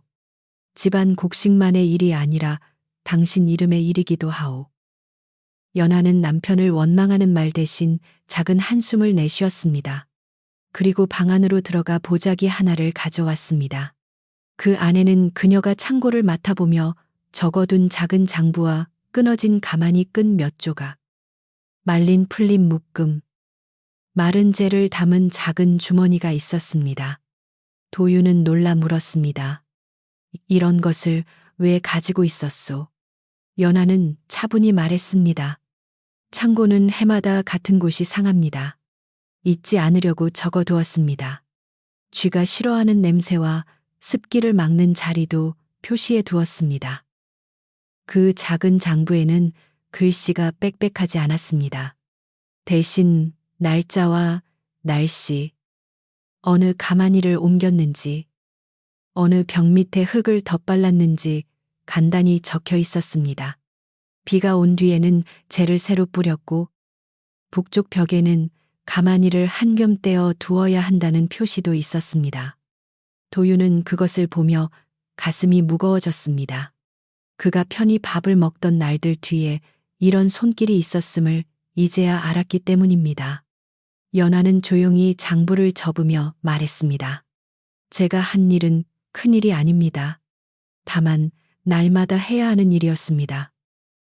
연하는 곧바로 돌아가겠다고 말하지 않았습니다. 그녀는 먼저 해야 할 일이 있다고 했습니다. 다음 날 아침까지 장터에 들러 곡식상에게 물어보고 한씨 집 뒤편 수레자국과 맞는 바퀴를 살필 생각이었습니다. 도윤은 놀라 그녀를 바라보았습니다. 연하는 낮은 목소리로 말했습니다. 누가 팔았는지 알아야 합니다. 쥐가 먹은 곡식과 사람이 빼낸 곡식은 흔적이 다릅니다. 그녀의 눈빛은 부드러웠지만 흐려지지 않았습니다. 억울함 속에서도 그녀는 소란보다 사실을 먼저 보려 했습니다. 다음 날 새벽, 연하는 낡은 두루마기를 걸치고 장터로 향했습니다. 길가에 풀잎에는 서리가 앉아 있었고 그녀의 발걸음은 조용했습니다. 장터 뒤편에는 이른 아침부터 곡식 자루를 옮기는 상인들이 있었습니다. 연하는 예전에 집안 심부름으로 쌀을 사러 왔던 늙은 곡식상을 찾아갔습니다. 그는 연하를 알아보고 놀란 얼굴을 했습니다. 새댁이 여기까지 어쩐 일이오? 연하는 공손히 물었습니다. 혹시 그제 밤이나 어제 새벽 한씨 집 곡식처럼 보이는 쌀을 판 사람이 있었습니까? 곡식상은 눈치를 보며 입술을 다물었습니다. 연하는 그를 다그치지 않았습니다. 다만 조용히 말했습니다. 저를 위해서가 아니라 상한 곡식과 멀쩡한 곡식을 가려야 마을 사람들이 해를 입지 않습니다. 곡식상은 한참 뒤 작은 소리로 대답했습니다. 새벽에 여인 하나가 왔소. 얼굴을 천으로 가렸지만 말투가 낯익었지. 쌀 2마를 팔고 급히 갔소. 자루끈이 붉은 물이 든 삼끈이었네. 연하는 그 말을 듣고 고개를 숙였습니다. 한씨 집 창고에서 쓰던 끈은 보통 누런 집끈이었지만 복순이 가져온 보따리에는 붉은 삼끈이 묶여 있었습니다. 연하는 장터에서 돌아오는 길에 한씨 집 뒤편을 멀리서 살폈습니다. 대문 안으로 들어가지는 않았지만 담장 밖 흙길에는 아직 수레바퀴 자국이 흐릿하게 남아 있었습니다. 그녀는 무릎을 굽혀 폭을 눈으로 재고 곁에 떨어진 쌀알 몇 개를 손수건에 싸넣었습니다. 그때 무덕 할멈이 다가왔습니다. 할멈은 이미 모든 것을 짐작한 얼굴이었습니다. 그녀는 연하를 보며 말했습니다. 밝힐 때는 큰 소리보다 차분한 손이 오래 남는다. 연하는 고개를 끄덕였습니다. 이제 그녀는 울기 위해 돌아가는 것이 아니라 보여주기 위해 돌아갈 준비를 하고 있었습니다. 한씨 집 안에서는 복순의 불안이 커지고 있었습니다. 창고의 피해가 생각보다 커지자 그녀는 밤새 잠을 이루지 못했습니다. 쥐가 갈근 자루만이 문제가 아니었습니다. 그녀가 몰래 빼낸 쌀 2말의 흔적도 어디선가 드러날 것 같았습니다. 시어머니는 점점 초조해져 복순에게 이것저것 물었고 도윤은 말수가 줄어든 채 창고 뒤편을 오가며 땅을 살폈습니다. 복순은 그럴 때마다 일부러 눈물을 보였습니다. 저를 의심하시는 겁니까? 저는 어르신을 위해 새벽부터 창고를 지켰습니다. 그러나 눈물이 잦을수록 사람들의 마음은 오히려 조금씩 멀어졌습니다. 그날 오후 마을 사람 몇이 한씨 집 마당에 모여 창고를 다시 보자고 했습니다. 겨울을 앞두고 큰 집 창고가 상하면 일꾼 품채도 빌려간 종자도 문제가 되기 때문이었습니다.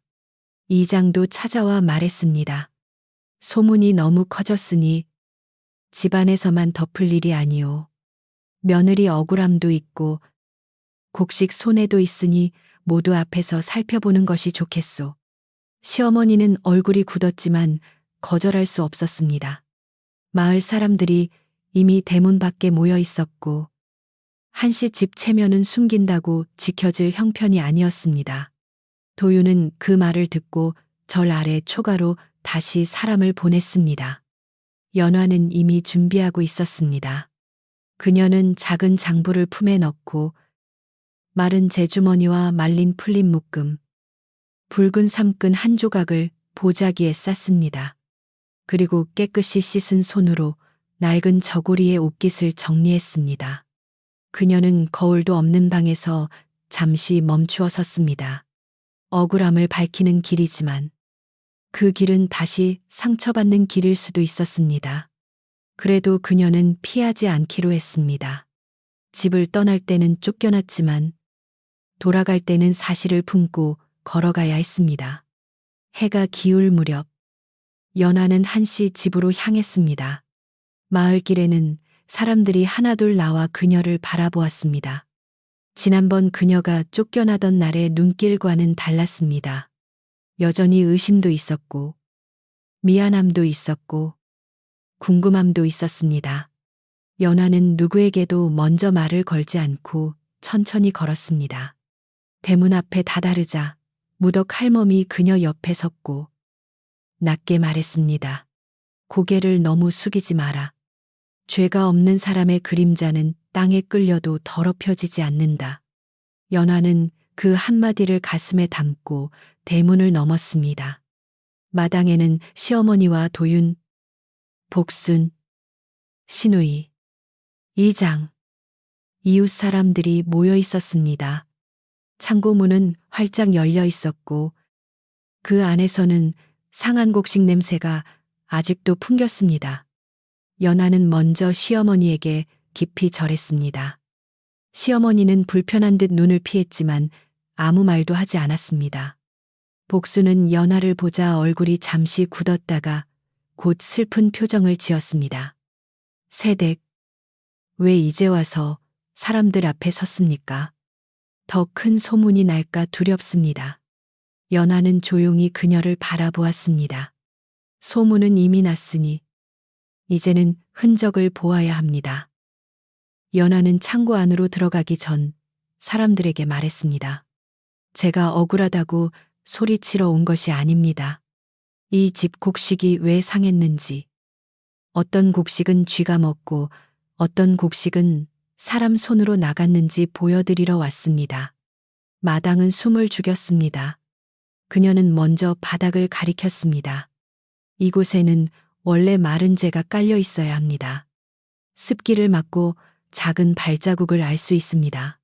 그런데 재가 쓸려 나가 바닥이 젖었습니다.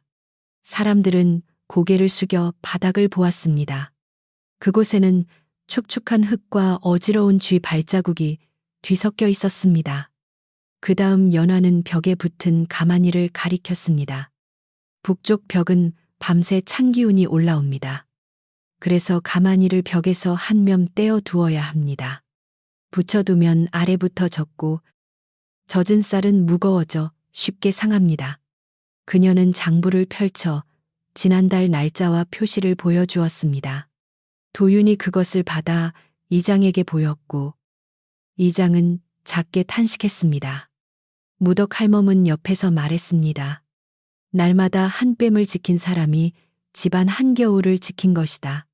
그 말에 시어머니의 얼굴은 조금 더 어두워졌습니다. 연화는 마지막으로 보자기에서 붉은 삼근 조각을 꺼냈습니다. 그리고 창고 구석에서 발견한 끈 조각과 나란히 놓았습니다. 색과 꼬임이 같았습니다. 복순의 눈동자가 흔들렸습니다. 연화는 그녀를 몰아세우지 않고 말했습니다. 저는 어제 장터 곡식상에게 들었습니다.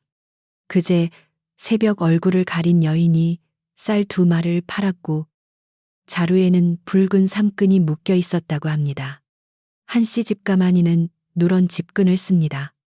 이 붉은 끈은 제가 쓰던 것이 아닙니다. 마당의 사람들은 일제히 복순 쪽을 바라보았습니다. 복순은 당장 소리쳤습니다. 거짓말입니다. 저 여자가 저를 모함하려고 꾸민 일입니다. 그러나 목소리는 전보다 높고 떨렸습니다. 이장은 조용히 말했습니다. 내일 아침 곡식상을 불러 확인하면 될 일이오. 또 뒤편 수레 자국도 남아있다 하니 수레 주인도 찾을 수 있겠지. 그 말에 복순의 입술이 하얗게 질렸습니다. 시어머니는 처음으로 복순을 의심스러운 눈으로 보았습니다. 연화는 더 말하지 않았습니다. 그녀가 준비한 것은 분노가 아니라 흔적이었고, 흔적은 이미 사람들 앞에 제 말을 하고 있었습니다. 그날 마당의 결론은 아직 끝나지 않았습니다. 하지만 사람들의 마음은 크게 기울기 시작했습니다. 연화가 훔쳤다는 소문은 창고 바닥의 재와 가마니의 습기, 붉은 삼끈과 수레 자국 앞에서 힘을 잃었습니다. 시어머니는 마루 끝에 앉아 손을 떨었고 도유는 아내 곁에 조용히 섰습니다. 복수는 더는 울지도 못하고 굳은 얼굴로 땅만 보았습니다. 하늘에는 저녁 구름이 낮게 깔렸고 부엌 굴뚝에서는 누군가 다시 불을 피우는 연기가 올라왔습니다. 오래 흔들린 집이 진실 앞에서 숨을 고르는 밤이 다가오고 있었습니다. 다음 날 아침, 한시 집마당에는 평소보다 훨씬 많은 사람들이 모였습니다. 이장은 대문 안쪽에 서서 모두에게 조용히 하라고 손짓했고, 우물가에서 소문을 듣던 여인들, 논둑에서 일하던 남정네들, 장터의 곡식상까지 하나둘 자리를 잡았습니다. 하늘은 맑았지만 바람은 차가웠고 창고 앞에 쌓아둔 상한 가마니에서는 눅눅한 냄새가 아직도 흘러나왔습니다. 연화는 마당 한편에 서 있었습니다. 그녀의 얼굴은 지쳐 보였지만 눈빛은 흔들리지 않았습니다. 시어머니는 안채 마루에 앉아 있었으나 예전처럼 허리를 곧게 세우지 못했습니다. 밤새 잠을 이루지 못한 탓에 눈밑이 어두웠고 손끝은 자꾸 소매를 만지작거렸습니다. 복수는 그 옆에 앉아 있었지만 전날과 달리 말이 없었습니다. 그녀는 고개를 숙인 채 사람들의 눈길을 피했고 가끔씩 입술을 깨물었습니다. 도유는 마당 중앙에 서서 곁눈질로 연화를 보았습니다. 오늘만큼은 뒤로 물러서지 않겠다고 마음먹었으나 지난날의 침묵이 그의 어깨를 무겁게 짓눌렀습니다. 이장은 장터 곡식상을 앞으로 불렀습니다. 곡식상은 낡은 두루마기를 여미며 사람들 앞에 섰고 처음에는 눈치를 보느라 목소리가 작았습니다. 이장이 본대로만 말하시오. 하자 그는 마른 침을 삼키고 대답했습니다. 그제 새벽 얼굴을 천으로 가린 여인이 쌀 2마를 팔러 왔습니다. 자루끈은 붉은 삼끈이었고 급히 돈을 받아갔습니다. 사람들 사이에서 낮은 웅성거림이 일었습니다.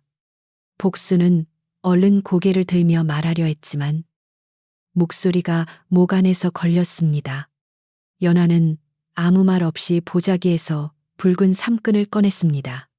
그리고 복순이 처음 한시 집에 들어올 때 묶고 왔던 낡은 보따리 끈과 창고 뒤편에서 주운 끈 조각을 나란히 놓았습니다. 새 끈은 색도, 꼬임도, 굵기도 같았습니다. 이장은 그것들을 손에 들고 사람들에게 보였습니다. 한 이웃 여인이 낮게 말했습니다. 복순이 처음 왔을 때 저 붉은 끈을 보았네. 보따리마다 저런 끈이 묶여 있었어. 그 말에 복순의 얼굴은 흑빛으로 변했습니다. 복순은 뒤늦게 눈물을 짜내며 말했습니다. 붉은 끈이 세상에 저만 쓰는 것도 아니지 않습니까? 새댁이 저를 미워해 이런 일을 꾸민 것입니다. 그러나 그 말은 전처럼 힘을 얻지 못했습니다. 무덕 할멈이 지팡이를 짚고 한 걸음 앞으로 나왔습니다. 할멈은 창고 문지방을 바라보다가 조용히 말했습니다.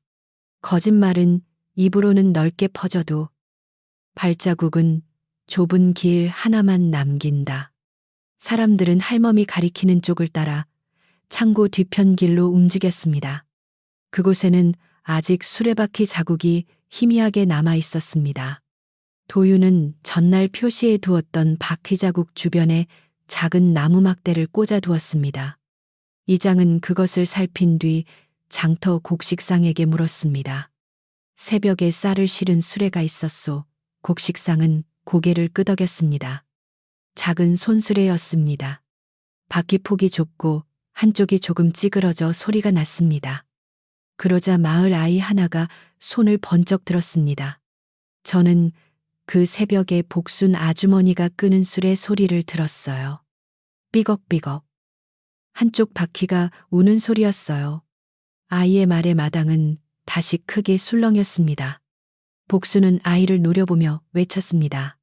어린 것이 잠결에 들은 소리로 사람을 잡으려 하느냐. 아이는 놀라 어머니 뒤로 숨었지만 이웃 남자가 곧 말을 보탰습니다. 내 헛간 옆에 빌려둔 손수레가 하나 있었는데 그날 아침 바퀴에 쌀가루가 묻어 있었소. 누가 잠시 썼다 돌려놓은 줄 알았지. 이장은 사람을 보내 그 손수레를 가져오게 했습니다. 잠시 뒤 들어온 손수레는 한쪽 바퀴가 살짝 기울어져 있었고 바퀴 사이의 폭은 창고 뒤편 자국과 거의 맞아떨어졌습니다. 그때까지도 시어머니는 복순을 믿고 싶은 마음과 눈앞의 흔적 사이에서 흔들리고 있었습니다. 그녀는 떨리는 목소리로 물었습니다. 복순아, 네가 정말 창고 문을 열었느냐? 새벽에 쌀을 내간 것이냐? 복순은 입술을 떨며 고개를 저었습니다. 어르신, 저는 억울합니다. 제가 왜 어르신 은혜를 저버리겠습니까? 그러나 그녀의 눈은 시어머니를 보지 못하고 자꾸 땅으로 떨어졌습니다. 시어머니는 그 눈을 보며 처음으로 마음 깊은 곳에서 차가운 두려움을 느꼈습니다. 자신이 믿은 사람이 다른 사람의 자리 위에 서 있었음을 깨달아가는 두려움이었습니다. 연화는 그 순간에도 복순을 몰아붙이지 않았습니다. 그녀는 창고 안으로 조용히 들어가 사람들을 불렀습니다. 쥐가 먹은 가마니와 사람이 손댄 가마니는 다릅니다. 이것을 보시면 알 수 있습니다. 그녀는 아래쪽이 젖어 구멍난 가마니를 보여주며 말했습니다. 이것은 쥐와 습기 때문입니다. 하지만 이 가마니는 끈을 풀었다. 다시 묶은 자국이 있습니다. 쌀이 빠진 양도 일정합니다. 사람들은 그녀의 손끝을 따라 보았습니다. 그 손끝은 떨리지 않았고 설명은 차분했습니다. 연화는 작은 장부를 펼쳤습니다. 이 가마니들은 제가 떠나기 전날 북쪽 벽에서 떼어 놓았습니다. 하지만 지금은 벽에 붙어 있었고 끈이 바뀌어 있습니다. 누군가 옮긴 뒤 다시 묶은 것입니다. 이장은 장부와 가마니 표시를 대조했습니다. 날짜와 위치가 맞았습니다. 도유는 그 장부를 보며 눈시울이 붉어졌습니다. 그는 아내가 집을 지키기 위해 적어둔 작은 글씨들을 이제야 제대로 보았습니다. 그동안 자신은 큰 소리 한 번 내지 못했지만 그녀의 침묵은 집안 곳곳에 이렇게 남아 있었습니다. 복수는 더는 버티기 어려웠습니다. 사람들이 모두 자신을 바라보자 그녀는 갑자기 시어머니 앞으로 기어가듯 다가가 말했습니다. 어르신, 제가 잠시 마음이 흐려졌습니다. 하지만 처음부터 큰 죄를 지으려던 것은 아닙니다. 연화가 집에서 쫓겨나면 제가 조금은 이 집에서 인정받을 줄 알았습니다. 그 말이 끝나자 마당은 얼어붙은 듯 조용해졌습니다. 복수는 울음을 터뜨리며 말을 이었습니다. 쌀 2말만 팔아 빚을 갚으려 했습니다. 창고가 그렇게 망가질 줄은 몰랐습니다. 그녀의 고백은 마른 가지가 부러지는 소리처럼 모두의 귀에 분명히 들렸습니다. 시어머니는 그 자리에서 손으로 가슴을 짚었습니다. 분노보다 먼저 찾아온 것은 부끄러움이었습니다. 자신이 가난하다는 이유로 며느리의 말을 믿지 않았고 달콤한 말로 곁을 파고든 사람에게 창고를 맡겼습니다. 그 결과 집안의 곡식은 상했고 며느리의 이름은 마을 사람들 입에 오르내렸습니다. 그녀는 천천히 마루에서 내려와 연화 앞에 섰습니다. 한참 동안 아무 말도 못하다가 낮고 갈라진 목소리로 말했습니다. 내 눈이 어두웠구나. 네 손을 몰라보고 네 마음을 의심했다. 연화는 시어머니가 고개를 숙이는 모습을 보고 오히려 마음이 무거워졌습니다. 그녀는 원망의 말을 준비해 온 적이 없었습니다. 사실을 밝히고 싶었을 뿐 누군가를 무너뜨리는 것이 바람은 아니었습니다. 그녀는 조용히 대답했습니다. 어머니, 곡식은 다시 말리고 다시 모으면 됩니다.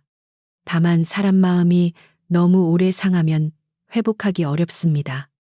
그 말에 시어머니는 눈을 감았습니다. 마을 사람들은 서로 얼굴을 보았습니다. 가난하다고 낮춰 불리던 며느리가 누구보다 큰 마음으로 집안을 붙잡고 있었습니다. 이장은 복순에게 판 쌀값을 돌려놓고 더는 한씨 집에 머물지 말라고 명했습니다.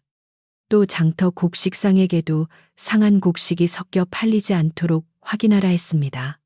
복순은 무릎을 꿇은 채 고개를 들지 못했습니다. 그녀는 시어머니에게 매달리려 했지만 시어머니는 이번에는 손을 내밀지 않았습니다. 네가 떠나야 이 집이 다시 숨을 쉰다. 하고 시어머니가 말하자 복수는 더 울지 못했습니다.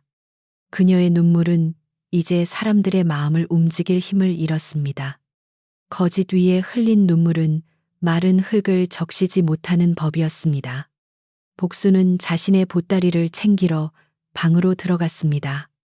처음 왔을 때처럼 붉은 삼끈이 묶인 보따리였습니다. 그러나 들어올 때와 달리 그녀의 걸음에는 여유가 없었습니다. 마당을 지나 대문으로 향할 때 사람들은 길을 비켰지만 아무도 말을 걸지 않았습니다. 복수는 잠시 연화를 바라보았습니다. 그 눈빛에는 미움과 부끄러움이 뒤섞여 있었습니다. 연화는 고개를 숙여 짧게 인사했습니다. 복수는 아무 말 없이 대문 밖으로 나갔고 그녀의 발소리는 곧 마을길 저편으로 사라졌습니다. 복순이 떠난 뒤에도 창고 문제는 그대로 남아 있었습니다. 이장은 사람들에게 말했습니다. 잘잘못은 밝혀졌으니 이제 남은 곡식을 살려야 하오. 겨울이 멀지 않소. 그 말에 일꾼들과 이웃들이 하나둘 팔을 걷어붙였습니다. 연화는 먼저 창고 안에 가마니를 마당으로 내오게 했습니다. 젖은 것은 따로 놓고 쥐가 건드린 것은 다시 고르며 아직 쓸 수 있는 곡식은 햇볕이 드는 쪽에 널었습니다. 그녀는 손을 빠르게 움직였지만 누구에게도 큰 소리로 명령하지 않았습니다. 필요한 말만 낮게 전했고 사람들은 자연스럽게 그녀를 따랐습니다. 무덕 할멈은 부엌으로 들어가 큰 솥을 씻었습니다. 곡식을 고르느라 모인 사람들에게 따뜻한 죽이라도 먹여야 한다고 했습니다. 연화는 상한 쌀을 버리기 전 쓸 수 있는 알곡을 골라 물에 씻고 콩과 보리를 조금 섞어 솥에 넣었습니다. 시어머니도 머뭇거리다가 부엌 문턱을 넘어왔습니다. 예전 같으면 부엌 일은 며느리 몫이라며 앉아 있었겠지만 이날은 말없이 장작을 옮겼습니다. 연화가 놀라 바라보자 시어머니는 낮게 말했습니다. 내 손도 이제는 배워야겠구나. 그 말은 사과보다 서툴렀지만 진심이 담겨 있었습니다. 마당에서는 도윤이 창고 뒤편 벽을 고치기 시작했습니다. 그는 흙을 반죽하고 짚을 섞어 틈을 메웠습니다. 예전에는 연화가 혼자 하던 일이었습니다. 흙물이 손톱 밑에 들어가고 찬바람이 손등을 갈라놓는 일이었습니다. 도윤은 그제야 작은 틈 하나를 막는데도 얼마나 많은 정성이 필요한지 알게 되었습니다. 그는 문지방을 손질하며 연화에게 말했습니다. 앞으로는 내가 함께 살피겠소. 연화는 잠시 그를 보다가 조용히 고개를 끄덕였습니다. 한마디로 모든 상처가 지워지지는 않았지만 돌아서는 마음을 붙잡는 첫걸음은 될 수 있었습니다. 햇살이 마당 가운데로 깊이 들어오자 젖은 가마니에서 김처럼 습기가 올라왔습니다. 사람들은 쌀을 키질하고 콩을 고르고 보리를 널었습니다. 아이들은 어른들 눈치를 보며 쥐가 갈근 짚을 모아 한쪽으로 치웠습니다. 이웃 여인들은 장독대 옆에서 돗자리를 펴고 알곡을 골랐습니다. 그동안 연화에 대해 수군거리던 사람들도 이날만큼은 조용히 손을 보탰습니다. 누군가는 지나가듯 말했습니다. 새댁 손이 없었으면 이 집 창고가 예전에도 진작 망가졌겠구먼. 그 말은 작았지만 연화의 귀에도 닿았습니다. 연화는 부엌과 마당을 오가며 이를 살폈습니다. 큰 솥 속 죽은 천천히 끓어올랐고 콩이 익는 고소한 냄새가 눅눅한 창고 냄새를 조금씩 밀어냈습니다. 무덕 할멈은 솥을 저으며 사람들에게 말했습니다. 뜨거운 죽 한 그릇은 싸늘한 말 10마디보다 낫다. 사람들은 웃음을 터뜨리지는 않았지만 얼굴들이 조금 풀렸습니다. 시어머니는 그릇을 꺼내 닦았고 시누이는 물을 길어 왔습니다. 예전 같으면 연화 혼자 했을 일들이 이날은 여러 손으로 나뉘어 움직였습니다. 집은 그렇게 조금씩 숨을 되찾았습니다. 점심이 지나고 죽이 완성되자 연화는 먼저 일꾼들과 이웃들에게 그릇을 돌렸습니다. 그리고 상하지 않은 알곡 중 일부를 따로 담아 절 아래 초가와 마을의 어려운 집에 나누자고 말했습니다. 시어머니는 놀라 그녀를 보았습니다. 우리 창고도 상했는데 남에게 나눌 생각을 하느냐. 연화는 부드럽게 대답했습니다. 젖은 곡식은 말리면 살고 굳은 마음은 나누면 풀립니다. 오늘 많은 분이 도와주셨으니 빈손으로 돌려보내지 않는 것이 좋겠습니다. 시어머니는 한동안 말이 없다가 천천히 고개를 끄덕였습니다. 사람들은 마당에 둘러앉아 따뜻한 죽을 먹었습니다. 상한 곡식 냄새와 소문으로 가득했던 집에 오랜만에 사람 사는 소리가 돌아왔습니다. 숟가락이 그릇에 닿는 소리, 아이가 뜨거운 죽을 불어먹는 소리, 누군가 낮게 기침하는 소리가 저녁 전에 햇살 속에 섞였습니다.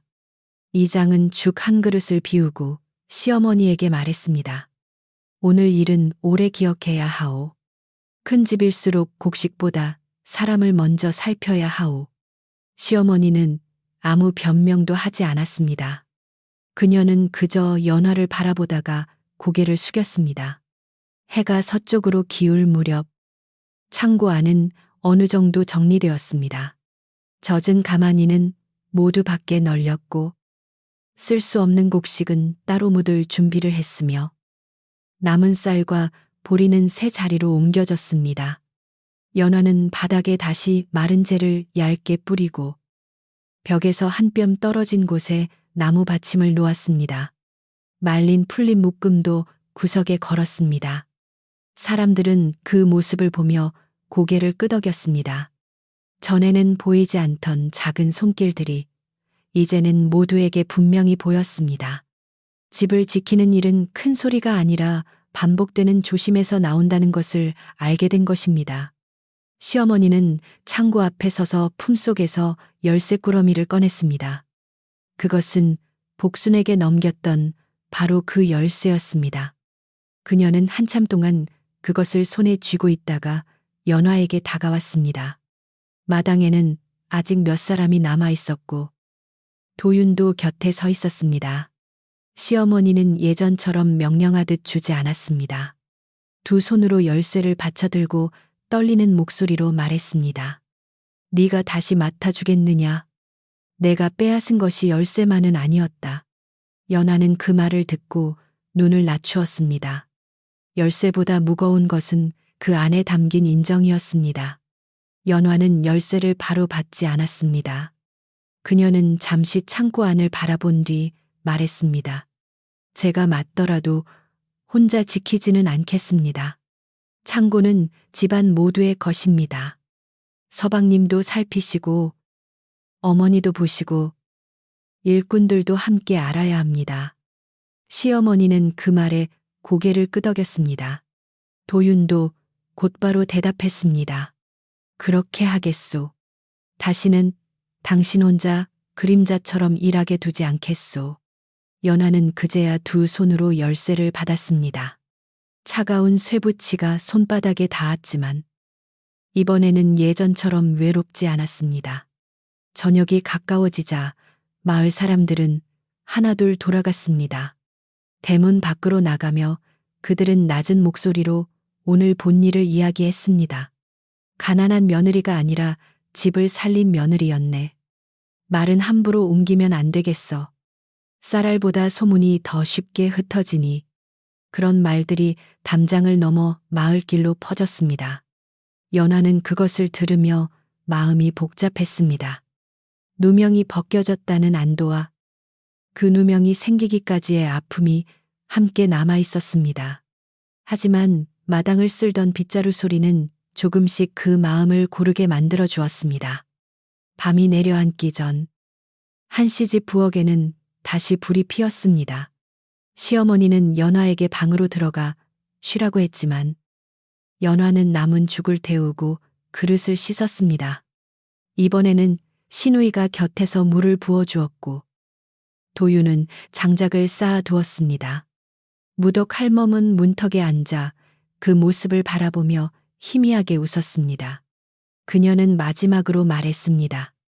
사람이 제자리를 찾으면 부엌불도 제 빛을 찾는다.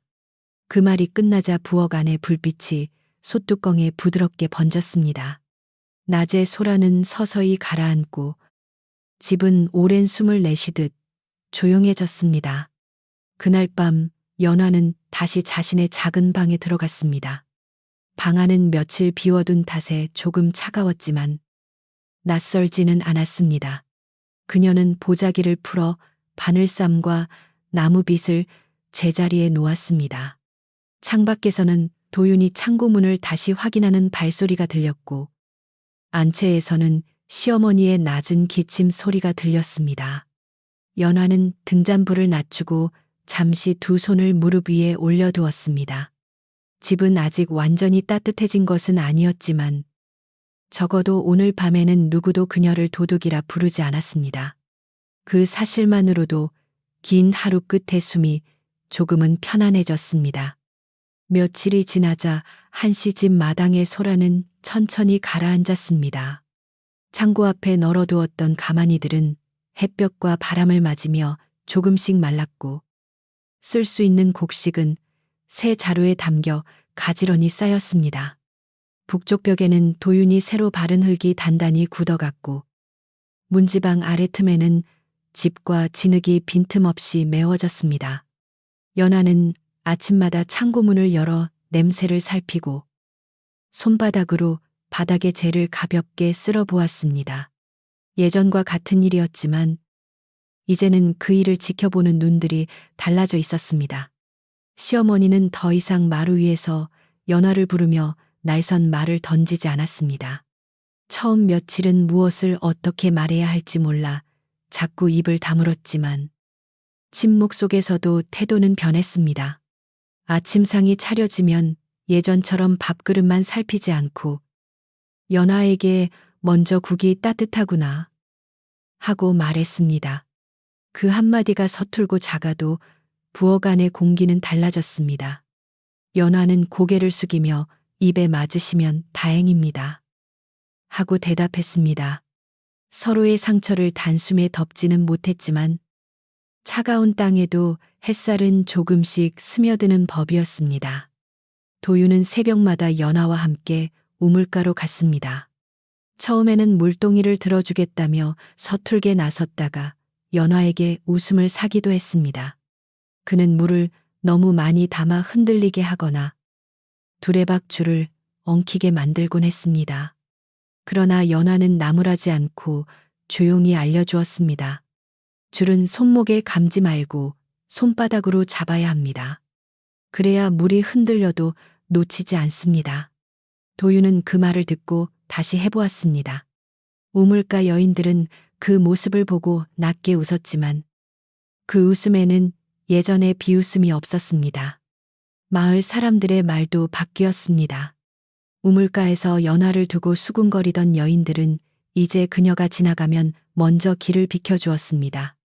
어떤 이는 미안한 얼굴로 무한단을 건네며 지난번에 내가 말을 함부로 들었네 하고 말했습니다. 연화는 그 말을 오래 붙잡지 않았습니다. 마을에 소문이 돌면 마음이 흔들릴 때도 있지요. 이제 괜찮습니다. 하고 대답했습니다. 그 말에 여인은 더욱 고개를 숙였습니다. 연화의 용서가 너무 조용해서 오히려 사람들은 자기 입에서 나간 말의 무게를 더 깊이 느꼈습니다. 한씨 집 시누이도 달라지려 애썼습니다. 예전에는 마당에 앉아 손톱을 다듬으며 연화가 일하는 것을 구경하곤 했지만 이제는 장독대 뚜껑을 닫고 빨래를 걷었습니다. 처음에는 빨래를 접는 모양도 어설퍼 연화가 다시 펴야 했으나 시누이는 얼굴을 붉히며 다시 배웠습니다. 어느 날 그녀는 연화 곁에 앉아 작은 소리로 말했습니다. 새언니, 내가 너무 가볍게 말했지요. 연화는 잠시 그녀를 보다가 실꾸리를 건네며 대답했습니다. 가벼운 말도 다시 묶으면 쓰임이 생깁니다. 앞으로 조심하면 됩니다. 창고의 곡식은 예전만큼 가득하지 않았습니다. 복순이 빼돌린 쌀과 쥐가 못쓰게 만든 가마니 때문에 빈자리가 생겼고 겨울을 날 계산도 다시 해야 했습니다. 그러나 이상하게도 집안 사람들의 마음은 예전보다 덜 불안했습니다. 연화는 남은 곡식을 세어 장부에 적고 한 달에 쓸 양과 나눌 양을 차분히 정했습니다. 도유는 그녀 곁에서 숫자를 따라 적으며 배웠습니다. 시어머니도 마루가 아닌 창고 문 앞에 서서 물었습니다. 이 가마니는 왜 안쪽이 아니라 바깥쪽에 두느냐? 연화는 천천히 설명했고 시어머니는 말없이 귀를 기울였습니다. 며칠 뒤에는 마을의 이장이 다시 한씨 집에 찾아왔습니다. 그는 창고가 어떻게 정리되었는지 살펴보고 싶다고 했습니다. 연화는 창고 문을 열어 보여주었습니다. 가마니들은 벽에서 한 뼘씩 떨어져 있었고 바닥에는 마른 재가 고르게 깔려 있었습니다. 쥐가 싫어하는 말린 풀린 묶음도 구석마다 걸려 있었습니다. 이장은 고개를 끄덕이며 말했습니다. 이제야 곡식도 숨을 쉬겠구먼. 사람도 숨 쉴 틈이 있어야 살 듯. 쌀가마도 벽에 눌리면 상하는 법이요. 시어머니는 그 말을 듣고 조용히 연화를 바라보았습니다. 그날 저녁 시어머니는 처음으로 연화를 안채 방으로 불렀습니다. 예전 같으면 부엌일을 지시하거나 꾸중하려 부르는 일이었지만 이번에는 작은 상이 차려져 있었습니다. 상 위에는 따뜻한 차 한 그릇과 얇게 썬 곶감이 놓여 있었습니다. 시어머니는 한참 동안 말을 고르다가 어렵게 입을 열었습니다. 네가 이 집에 들어왔을 때 나는 내 가난한 친정만 보았다. 내 손과 네 마음은 보지 않았다. 연화는 놀라 고개를 들었습니다. 시어머니의 목소리는 낮았고 그 안에는 오랜 교만이 무너진 뒤에 쓸쓸함이 있었습니다. 연화는 차를 앞에 두고 두 손을 무릎 위에 모았습니다. 시어머니는 계속 말했습니다. 곡식이 가득하면 집이 넉넉한 줄 알았다. 그런데 사람을 의심하니 가득한 창고도 하룻밤에 빈 것처럼 되더구나. 그 말이 방 안에 천천히 내려앉았습니다. 연화는 한참 뒤 조용히 대답했습니다. 어머니, 저는 이 집에 들어온 날부터 며느리로 살고 싶었습니다. 가난한 집 딸로만 보이면 마음이 좁아졌지만 그래도 집이 편해지기를 바랐습니다. 시어머니는 눈가를 손등으로 눌렀습니다. 곶감보다 더 달고 쓴 침묵이 둘 사이에 머물렀습니다. 그 뒤로 시어머니는 연화를 부르는 이름도 바꾸었습니다. 예전에는 가난한 집애야 라고 하거나 그냥 너라고 부르는 일이 많았지만 이제는 연화야 하고 불렀습니다. 이름은 짧은 소리였지만 사람을 제자리로 불러 세우는 힘이 있었습니다. 연화는 처음 그 이름을 들었을 때 잠시 멈칫했습니다. 부엌에서 물을 썰던 손이 멈추고 칼끝에 맑은 물이 맺혔습니다. 시어머니는 어색한 듯 헛기침을 하고 국에 물을 조금 더 넣는 것이 좋겠구나 했고, 연화는 부드럽게 예, 어머니 하고 대답했습니다. 겨울은 마을 위로 조금씩 내려왔습니다. 산등성이의 잎은 거의 떨어졌고 논에는 집단이 낮게 묶여 있었습니다. 아침이면 우물가 돌 위에 얼음이 얇게 얼었고 아이들은 입김을 불며 뛰어다녔습니다. 한씨 집에서는 겨울 준비가 한창이었습니다. 장독대 주변에는 짚을 둘러 찬바람을 맞고 부엌 처마 밑에는 무청과 시래기가 길게 걸렸습니다. 연화는 장작을 마른 것과 덜 마른 것으로 나누고 도유는 새로 만든 나무 받침을 창고 안에 들였습니다. 집안의 일은 여전히 많았지만 이제 그 일은 한 사람의 어깨에만 쌓이지 않았습니다. 어느 날 무덕 할멈이 한씨 집에 김장을 도우러 왔습니다. 마당 한가운데 큰 독과 배추가 놓이고 여인들이 둘러앉아 소를 버무렸습니다. 시어머니도 팔을 걷고 앉았고 연화는 양념이 고루 배도록 손을 움직였습니다. 시누이는 고춧가루가 맵다며 눈물을 찔끔 흘렸고 모두가 낮게 웃었습니다. 무덕 할멈은 그 광경을 바라보다가 말했습니다. 집안에 웃음이 돌아오면 장맛도 깊어진다. 그 한마디에 시어머니는 고개를 끄덕였습니다. 예전 같으면 대수롭지 않게 넘겼을 말도 이제는 마음에 오래 남았습니다. 김장이 끝난 뒤 연화는 절 아래 초가에 살던 늙은 스님에게 배추 한 포기와 쌀 한 되를 보내자고 했습니다. 시어머니는 예전처럼 망설이지 않았습니다.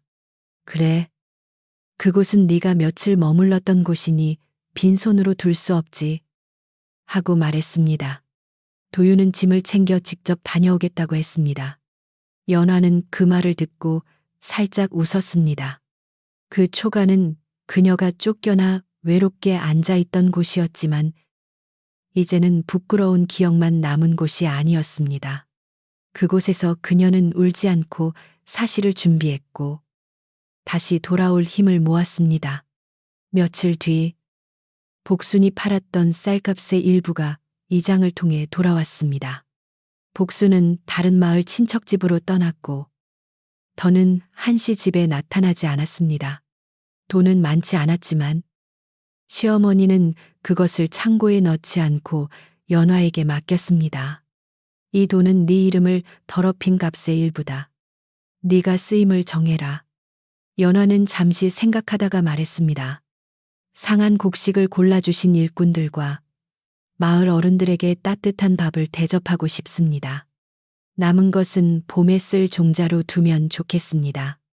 시어머니는 조용히 미소 지었습니다. 그녀는 이제 연화의 뜻을 시험하지 않았습니다. 그리하여 한씨 집에서는 작은 잔치가 열렸습니다. 큰 잔치는 아니었습니다. 마당에 멍석을 깔고 따뜻한 보리밥과 된장국, 김장김치와 콩나물을 내놓은 소박한 자리였습니다. 그러나 사람들은 이상하게 그 밥상을 오래 기억했습니다. 부엌에서는 연화가 국을 끓였고 시어머니가 그릇을 닦았으며 시누이가 밥을 담았습니다. 도유는 손님들을 맞고 무덕 할멈은 아이들에게 뜨거우니 천천히 먹으라 일렀습니다. 이장은 밥 한 술을 뜨고 말했습니다. 오늘 밥은 곡식으로만 지은 밥이 아니요. 부끄러움을 씻고 지은 밥이요. 사람들은 그 말에 고개를 끄덕였습니다. 우물가에서 소문을 옮겼던 여인들도 그 자리에 앉아 밥을 먹었습니다. 한 여인이 연화에게 조용히 말했습니다. 세댁, 그날 내가 내 등 뒤에서 몹쓸 말을 했다. 듣지 못했어도 미안하네. 연화는 그녀의 빈 그릇에 국을 더 담아주며 대답했습니다. 말은 지나가도 마음에 남을 때가 있습니다. 오늘 따뜻한 밥을 드셨으니 그 마음도 조금 풀리면 좋겠습니다. 여인은 숟가락을 든 채 눈시울을 붉혔습니다. 연화의 말은 꾸짖음보다 더 깊이 사람을 낮추었습니다. 잔치가 끝난 뒤 마을 사람들은 한씨 집을 전처럼 부러움의 눈으로만 보지 않았습니다. 곡식이 많아서 큰 집인 것이 아니라 잘못을 드러내고 다시 고치려 했기에 큰 집답다고 말했습니다. 아이들은 창고 앞을 지나가며 재를 밟지 않으려고 조심했고, 여인들은 연화에게 곡식 보관법을 묻기도 했습니다. 연화는 아는 만큼 알려주었습니다. 가만히는 벽에 붙이지 말고 비 온 뒤에는 바닥부터 살피세요. 작은 발자국이 보이면 그날 바로 막아야 합니다. 그녀의 말은 조용했지만 마을 사람들은 귀담아 들었습니다. 그의 첫눈은 밤에 내렸습니다. 저녁부터 하늘이 낮게 내려앉더니 모두가 잠들 무렵 부드러운 눈송이가 처마 끝에 쌓이기 시작했습니다. 연화는 잠시 문을 열고 마당을 바라보았습니다. 흰눈은 장독대와 지붕, 창고 문턱을 고르게 덮고 있었습니다. 며칠 전까지 소란과 의심이 가득했던 마당도 눈 아래에서는 조용하고 깨끗해 보였습니다. 도윤이 뒤에서 두루마기를 가져와 그녀의 어깨에 걸쳐 주었습니다. 춥소. 들어갑시다. 연화는 눈 내리는 창고를 한 번 더 바라본 뒤 고개를 끄덕였습니다. 그날 밤 시어머니는 가족을 모두 안채로 불렀습니다. 부엌에서는 팥죽이 끓고 있었습니다. 붉은 팥이 부드럽게 익어 고소한 냄새를 냈고 찹쌀 새알심이 솥안에서 둥글게 떠올랐습니다. 예전 같으면 연화는 부엌에서 마지막까지 서 있다가 식은 밥을 따로 먹었을 것입니다. 하지만 이날 시어머니는 작은 상을 안방 가운데 놓고 말했습니다. 연화야, 너도 이리 앉아라. 오늘은 함께 먹자. 그 말에 방 안이 잠시 조용해졌습니다. 연화는 어색하게 망설였지만 도윤이 조용히 자리를 내주었습니다. 연화가 상 앞에 앉자 시어머니는 직접 팥죽 한 그릇을 떠 그녀 앞에 놓았습니다. 그릇에서 김이 올라와 연화의 얼굴을 부드럽게 감쌌습니다. 시어머니는 낮은 목소리로 말했습니다. 늦었지만 이 집 며느리로 네 자리를 제대로 주지 못한 것을 사과한다. 연화는 두 손으로 그릇을 받았습니다. 따뜻함이 손바닥에서 팔에서 가슴으로 천천히 올라왔습니다. 그녀는 조용히 대답했습니다. 어머니, 저는 이제 이 집이 서로의 손을 알아보는 집이 되었으면 합니다. 그 말에 시어머니는 오래 고개를 끄덕였습니다. 팥죽을 먹는 동안 누구도 큰 소리로 웃지 않았지만 방 안은 평안했습니다. 신우이는 새알심이 너무 크다며 작게 웃었고 도윤은 장작을 더 넣어야겠다며 일어섰다가 시어머니에게 앉아 있으라는 말을 들었습니다. 연화는 숟가락을 천천히 움직였습니다. 팥죽은 달지 않았지만 깊은 맛이 있었습니다. 고생이 지나간 뒤 먹는 따뜻한 음식은 혀보다 마음을 먼저 데우는 법이었습니다. 바깥에서는 눈이 계속 내렸고 창호지 너머로 희미한 흰빛이 번졌습니다. 집은 오래된 상처를 품은 채로도 조금씩 따뜻해지고 있었습니다. 식사가 끝난 뒤 무덕 할멈이 안채 문가에 나타났습니다. 그녀는 집에 돌아가려다 눈이 많이 와 잠시 쉬어 가겠다고 했습니다. 시어머니는 얼른 안으로 들라 했고 연화는 따뜻한 팥죽을 한 그릇 더 떠주었습니다. 할멈은 숟가락을 들기 전 모두를 둘러보며 말했습니다. 집에 사람을 알아보는 눈이 생기면 창고가 반쯤 비어도 굶지 않는다. 그 말에 도윤은 고개를 숙였고 시어머니는 조용히 숨을 내쉬었습니다. 연화는 할멈의 그릇 옆에 김치를 놓아주며 미소를 지었습니다. 밤이 깊어지자 사람들은 하나둘 잠자리에 들었습니다. 부엌 아궁이에는 불씨가 붉게 남아 있었고 솥안에는 남은 팥죽이 따뜻하게 식어갔습니다. 연화는 마지막으로 부엌을 정리하고 장독대 뚜껑이 눈에 눌리지 않도록 집 덮개를 고쳤습니다. 도윤은 창고 문을 확인하고 돌아와 말했습니다. 틈은 단단히 막혔소. 바닥도 마릅니다. 연하는 작게 웃었습니다. 이제 서방님도 창고 냄새를 아시네요. 도윤은 부끄러운 듯 웃었고 그 웃음은 조용한 밤 공기 속에서 부드럽게 사라졌습니다. 연하는 잠들기 전 작은 방에 앉아 친정아버지의 나무빗을 꺼냈습니다.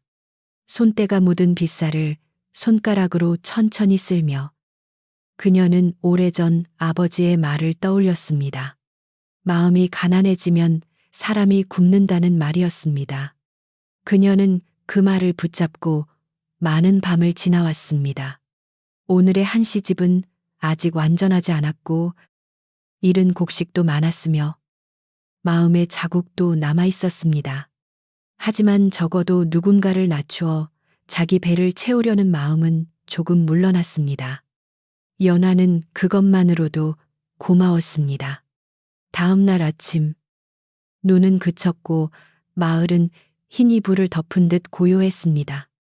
연하는 평소처럼 일찍 일어나 문을 열었습니다. 차가운 공기가 방 안으로 들어왔지만 이상하게 매섭지 않았습니다.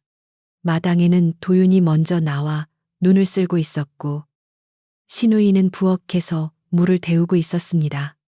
시어머니는 안채 문을 열고 연화를 보며 말했습니다. 오늘은 너무 일찍 움직이지 마라. 몸도 쉬어야 오래 집을 지킨다. 연화는 그 말을 듣고 잠시 멈추었습니다. 누군가 그녀의 몸을 걱정해 준 것은 이 집에서 처음 있는 일이었습니다. 그날 아침상은 소박했습니다. 보리밥과 따뜻한 된장국, 김치와 무나물이 전부였습니다. 그러나 모두가 같은 상에 둘러앉았습니다. 시어머니가 먼저 숟가락을 들고 연하에게도 먹으라 눈짓했습니다. 도윤은 밥을 먹다 말고 창고 장부를 새로 만들자고 했고 시누이는 자신도 글씨를 배워 기록을 돕겠다고 했습니다. 연화는 천천히 고개를 끄덕였습니다. 집안의 말들이 이제는 누군가를 밀어내는 말이 아니라 함께 세우는 말이 되어 가고 있었습니다. 창밖에는 아침 햇살이 눈 위에 부드럽게 퍼졌습니다. 겨울 내내 한씨 집 창고는 조용히 버텼습니다. 곡식은 많지 않았지만 상하지 않았고 쥐 발자국도 더는 보이지 않았습니다. 연하와 도윤은 비가 오거나 눈이 녹는 날이면 함께 창고 바닥을 살폈고 시어머니는 장독대와 부엌을 챙겼습니다. 시누이는 마을 아이들에게 함부로 소문을 옮기지 말라고 말하는 사람이 되었습니다.